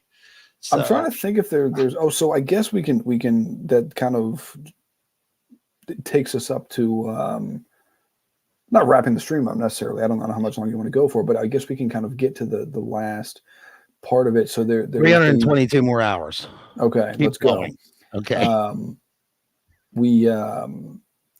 So they find this image. There's like some kind of camera that picks up an image of this Clark guy, the guy with the spiral tattoo and who had the parka with the smiley face patch and who had disappeared. He was, because when the ice melts, when they get the guys stuck in the ice in the hockey rink, they realize, oh, somebody's missing, and it's this guy. It's the guy who was dating the activist woman secretly, and so because they see him, he's still got the parka on, and so he goes out to. So they go out. Then they recognize this area where he is because like this old abandoned like foundry or something out there, and so they go out there and they find Danvers and Eve go out and they find. They're kind of going through looking for him, and they see the guy. They see somebody in a parka, and in that parka, and she's like, "Oh, they think it's him." And then the guy looks up, and one of his eyes is all like blue and messed up looking, and so then she realizes, oh, this is this German guy we've been looking for, and she looks around with a light, and he's got syringes, like he's sort of almost. Like he can't look at the light. And I don't know if that's because his eyes are messed up or because he's just been living in darkness, shooting up heroin out there. Yeah. And so he says something about, because then she's like, oh, where's was it Raymond Clark or whatever? And he says something like he's in the night country, and he's like, oh, you're all in the night country now. And so then she goes looking, it kind of cuts to Danvers, a Jodie Foster character, looking for Eve. And she's, yelling for her. And Eve, like you said, is just like she's kind of sitting on the floor, just staring. Yeah. And then she walks up to her and she's kind of talking to her. She doesn't respond as if she can't hear. And then I think like her hair's over it or something. And she like pulls her hair back and she's got the blood coming out of her ears. And she's just sort of sitting there in a trance, just staring straight ahead. And that's how episode 4 ends. Yeah. So Matty, what's your predictions for this show? It's going to take a long fucking time to figure it out. That's one prediction. Yes, it's going to take. The affiliates are not going to be happy with that. I'm sorry, and I won't do it again. Yeah, I guess we can once we'll have to come back and see how our predictions do once what later on. I guess we can do a round 2 of this. But yeah, I'd been trying to figure out where this was going, and I was because, like you mentioned earlier, there's so many red herrings, there's so much misdirection, there's so many unanswered questions, and there's so many twists and turns in this show, and like we saw with season 1, where the kind of not the main guy, but like an important figure, we see him early on, we just don't realize. So, have they done this again? We don't know. Some people have. I was looking at something the other day, it speculated that the killer had already been introduced. I don't know. I don't necessarily agree with that. Anyway, but to get to the point, I think that I tend to agree with what you said, that it's sort of this kind of could potentially be sort of like a rebellion of the natives sort of revolting against this kind of big business and it's kind of poisoning this land that they've been on for a long time. I don't know. I think that there's some tie-ins like with, we don't have time to get into all that. And it's been a while since I looked into this, but there are a lot of Native women that have disappeared. It's a routine thing where they kind of either just disappear or wind up dead. There's a great movie that touches on that, Wind River, starring Jeremy Renner and Elizabeth Olsen. That's John Bernthal. Yes. Yeah, that is a good movie. That's a good recommendation. Yeah. Yeah, that's a good one. I read it's pretty graphic, and it's kind of disturbing, but it's a really good movie. I highly recommend people check that one out, and it deals with that as well. And so I don't know, maybe that's something. I don't know. I think that I have a feeling the Tuttles are going to potentially play a bigger role in this. I don't know how. And it may be. I don't know. But I do think that's going to happen. That we are going to see potentially more kind of Tuttle involvement. I think that What I don't think is going to happen. I don't think it's going to go full supernatural. I don't think it's going to be. I think there's going to be some elements of that, but it's not going to be polar bears like drinking Coca-Cola, looking at the Northern Lights. Yes, this is because of you. Like, this is all your fault. I lost my eye, and so I'm just gonna, crack open this Coca-Cola. So I don't know. Anyway, you know that the grandmother has something to do with this. She's, we've seen blind seers, we've seen psychopomps, we've seen Tiresias figures, we've seen phantasms out on the ice, neo-shamanic hobo demons. Mm-hmm. We've seen the Darpa facility, the deep core, the black goo, the primordial sludge, the mining facility, the TRAF shipping containers, the throat singing neo-shamanic whale, polar bear, wolf cults. We've seen the protesting, the orange, the flashbacks to the awful creeper trauma. We've seen, I mean, it's got a lot of elements to tie up, but we do have the first 3 seasons to inform those, because it's obviously in the same universe. It's not a standalone show. I mean, those aren't just what they call Easter eggs. Looking back to those other shows, they're supposed to tie into it. So yeah, I think so. And I do think I don't think it's gonna wrap everything up nicely. I think it's gonna be like the other seasons where there's some level, particularly 1 and 3, where there's some level of ambiguity, right? Because like with season 3, there's the girl who had been like locked up in that castle, in that sort of princess castle room, in that mansion in the basement. But the thing with that is, like, she ran away, was like on drugs, whatever, but disappeared, changed her name, had gotten married, had a kid, was basically in hiding. And like, I'm not gonna say that like being like, obviously you're gonna have, if you had that, like, you get kidnapped and your brother gets killed, and then you get like taken off to some it's the Minotaur. It's the shining Minotaur. They're looking for who, their real self and meaning, trying to make their way out of the psychic labyrinth. Right. With this monster in the middle. And so it's always after them. I think that with that, I don't know. It just seemed to me, because then that, like, the butler guy comes and is all like, "Oh no, she was totally fine. Nothing bad happened," but that didn't seem to line up with kind of her actions, and then her being like terrified of these people, even though they're basically all dead and gone. So it's like there's something else going on here, and so I think we're potentially, like the other seasons, probably going to be left with more questions than answers. But again, like I said, I like that. So anyway, that was kind of rambling and conflict, but I don't know, where do you think it's going to go? I know you had the idea with, like, kind of the sort of natives pushing back.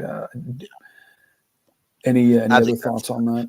I think there's going to be a Blood Meridian, an inverted anti-Blood Meridian cult of the native people doing this. And the victims that were native were ones that were threatening to expose what was happening. But ultimately, they're trying to, reclaim their land and their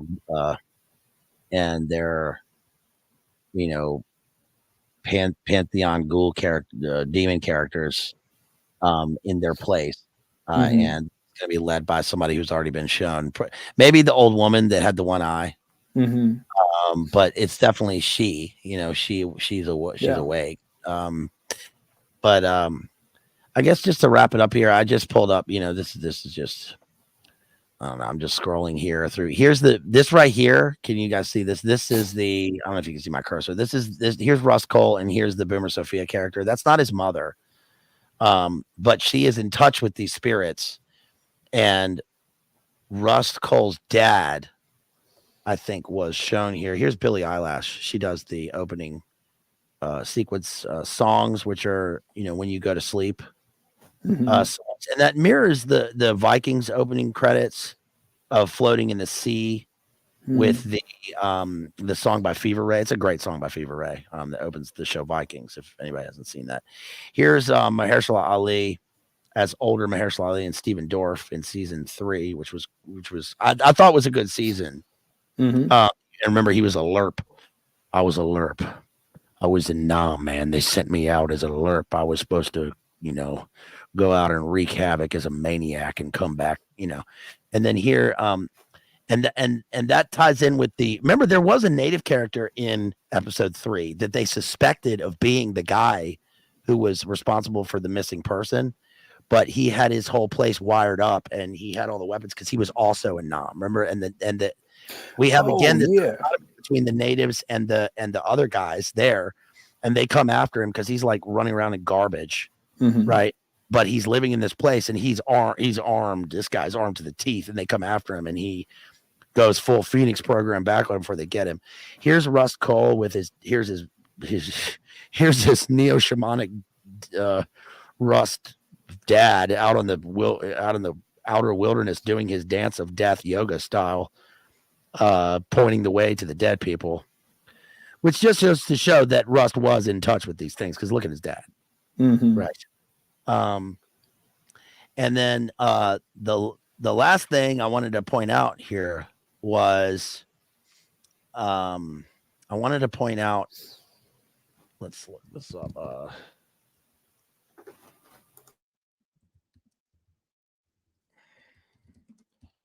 Let me find this. Was this case right here? Okay. So this is Miranda Barber. This is from articles in 2017. I think this happened like 2014, 2013. And this is a girl that claimed she was part of a satanic cult in Alaska. And there's probably truth, I don't know. And I don't know. But from what we've seen with the others and with Program to Kill, when they say this might be total. She might have just said this, and there was one. But she was living in like the North Pole in Alaska and claimed that she was part of this satanic cult there. And of course, the authorities are always quick to dismiss this sort of thing, but that's why the show is true detective versus, what if there's a scene that pops up later and they're like, you're no detective, you're a false detective. And Jodie Foster's like, I'm the true detective. And then Matthew McConaughey comes in and he's back in the show and he's there to, visit. I don't know. All right. So, but this says, if Barber's Tale is as bogus as it now seems, she may well have been inspired by the 2013 movie Frozen Ground starring Nicolas Cage. Probably not that movie, probably the actual thing in it, but which any native of Alaska almost certainly heard about and very possibly saw. The movie's based on a real life actual serial killer, Robert Hansen, right? Who was the guy who was playing the most dangerous game out on the tundra in this very sort of situation. We also have Barbara may have been inspired by Israel Keys, a Ted Bundy fan who's believed to have killed at least 8 people before he was arrested in 2012 for murdering a young woman in Alaska. And he is another one of these Program to Kill characters who claims is they're tied in with satanic cults that never seem to be fully explored by the MSM, but I think plays a role in the background to this show. This was the Craigslist killer when she was 16, and satanic cult. So this obviously plays some sort of a background role with the show. And I don't know how far that goes, but that's my thesis with this, that all these things go into sort of a symbiotic thing. So what do you think? Did we tie it up nicely, you guys? We've done almost 3 hours on this. We've only watched 4 We watched 4 episodes, 4 hours of episodes of the show. So, but we will definitely be back. I think it's safe to say we'll be back to close this out. To close this out. What does that mean? To close this out. What does that mean? All right, go. I'll write it and we'll do it live. We're going to be back doing it live to close this out after the show is over. We'll come back for that. Which is, I think there's 4 more episodes left. Thank you, Thomas Anderson. Good stream. Yeah, Jason brings up Mandy. Great movie. If you guys haven't seen Mandy, you got to see Mandy. Yes, you got to see Mandy. If you haven't seen Mandy, you got to see it. It's Panos Cosmatos directed it. It's got Linus Roach in it as the cult leader. It's got what's the name of the girl in it? She was in Possessor, and she was in the Tom Cruise movie about space with the clones. She's always in these. She's like a fantasy comic book artist who gets kidnapped by this cult, and then Nicolas Cage goes on a revenge spree with a logging sharpened fantastical battle axe, battling hellish motorcycle demons, making his way into the pyramid cult of the LSD mind control facility. And you got to see it if you haven't seen it. So anything you want to close us out with, Matty? I just had a random memory. This has absolutely nothing to do with True Detective, but you mentioned Linus Roche. And I remember there was an episode when he was on Law and Order, when he was playing, I think Mike Cutter was his character's name. And there was an episode where it was when Jeremy Sisto was on there. And so Jeremy Sisto's character and Linus Roche's character getting an argument about something. Because Jeremy Sisto was the detective and Linus Roche was the prosecutor. And Jeremy calls him Linus. And I guess nobody realized until it got all the way to the TV, because I heard him. He said something Linus, and I was like, wait a minute, that's not his name. I was like, that's the actor's name. So anyway, I was like, I don't know how they made it that far, and just nobody picked up on unless they didn't want to reshoot it. But anyway, well, I've met him. Jeremy met him on Linus Roche. I met him on a movie set because, and I'll show you the movie that it was. When I first moved to New York, one of my friends from here was an assistant casting director, and was like, hey, you want to do a day in this movie? And I think this is the movie. I don't even remember, but I think this is the movie because I filmed one scene at a funeral, in a cemetery, where I was mourning somebody, and I was in a suit. And I don't know if it made it into the movie, but here's the movie. But I met Linus Roche. Here's the movie. It's Vin Diesel, yeah, and it's called Find Me Guilty. I think it's about the Lucchese's. And we filmed it in Jersey, and all I remember is hanging out at the craft services table and eating 3 burgers and 4 club sandwiches and then 7 donuts. I was like, I gotta eat something. This is free food at this place. And then Linus Roche came over, and I was like, hey, I did the Norm Macdonald thing of, hey, you're Linus Roche. And he said, I am. And I was like, hey man, listen, I really love that movie Pandemonium. And he was like, are you kidding? No one has seen that minute. We talked about drama school, because I just gotten out of drama school, and told him about drama school in England, and we talked, and he was very, very nice, very sweet, but he said nobody had seen Pandemonium. And Pandemonium is a 2000 movie where he plays Samuel Taylor Coleridge, the poet. It's about the British romantic poets.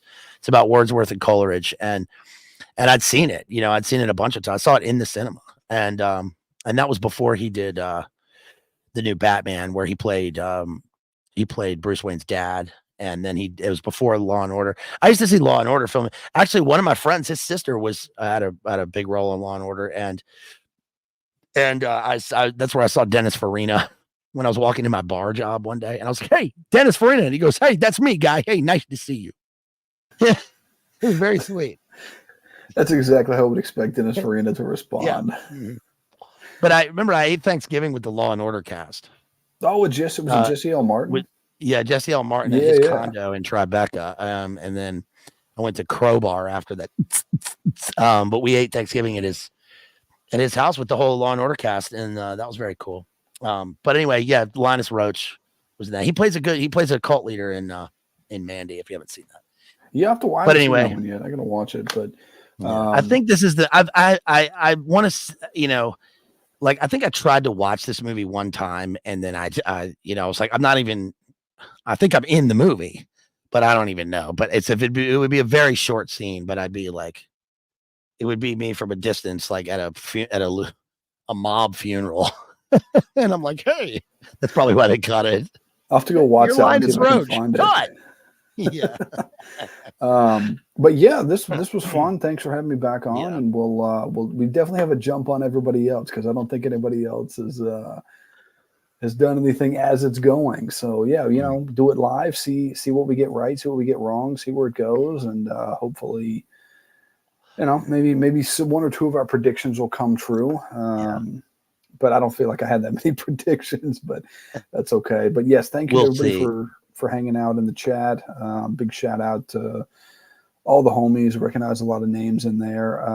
And Clontar says, I believe may have promised a Jack Gordon impression. No, you're not getting that. I cannot. I'm not an impressions guy. I'll leave that up to the trained actors. Right, because those are better.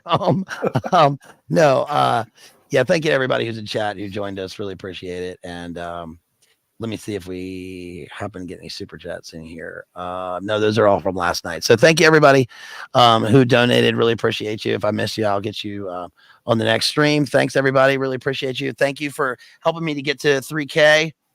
And we're gonna keep on pushing. We're gonna keep on rolling. You know, please go back and watch the Slaughterhouse 5 stream. Help me to get that one up there. And we'll be back with Shakespeare. I'll be back with Shakespeare later in the week. And then also we got our Jamie stream coming up and a bunch of other stuff. So, and please go to Digital Minefield after this and make sure you subscribe there and be back this weekend for the big 3,000 subscriber party stream. We're going to have, did we say Saturday? Yes, Saturday afternoon, I think. Yeah. Okay. We'll do Saturday afternoon. That's when Matty can make it, and hopefully we'll have some special guests coming by. Shouts out to all our special beings out there. You guys are special beings. Are you strong enough? Right? Is it worth it if you're strong enough? Right. All right. So everybody out there, keep on LIVIN, and we'll be back soon. All right. Peace.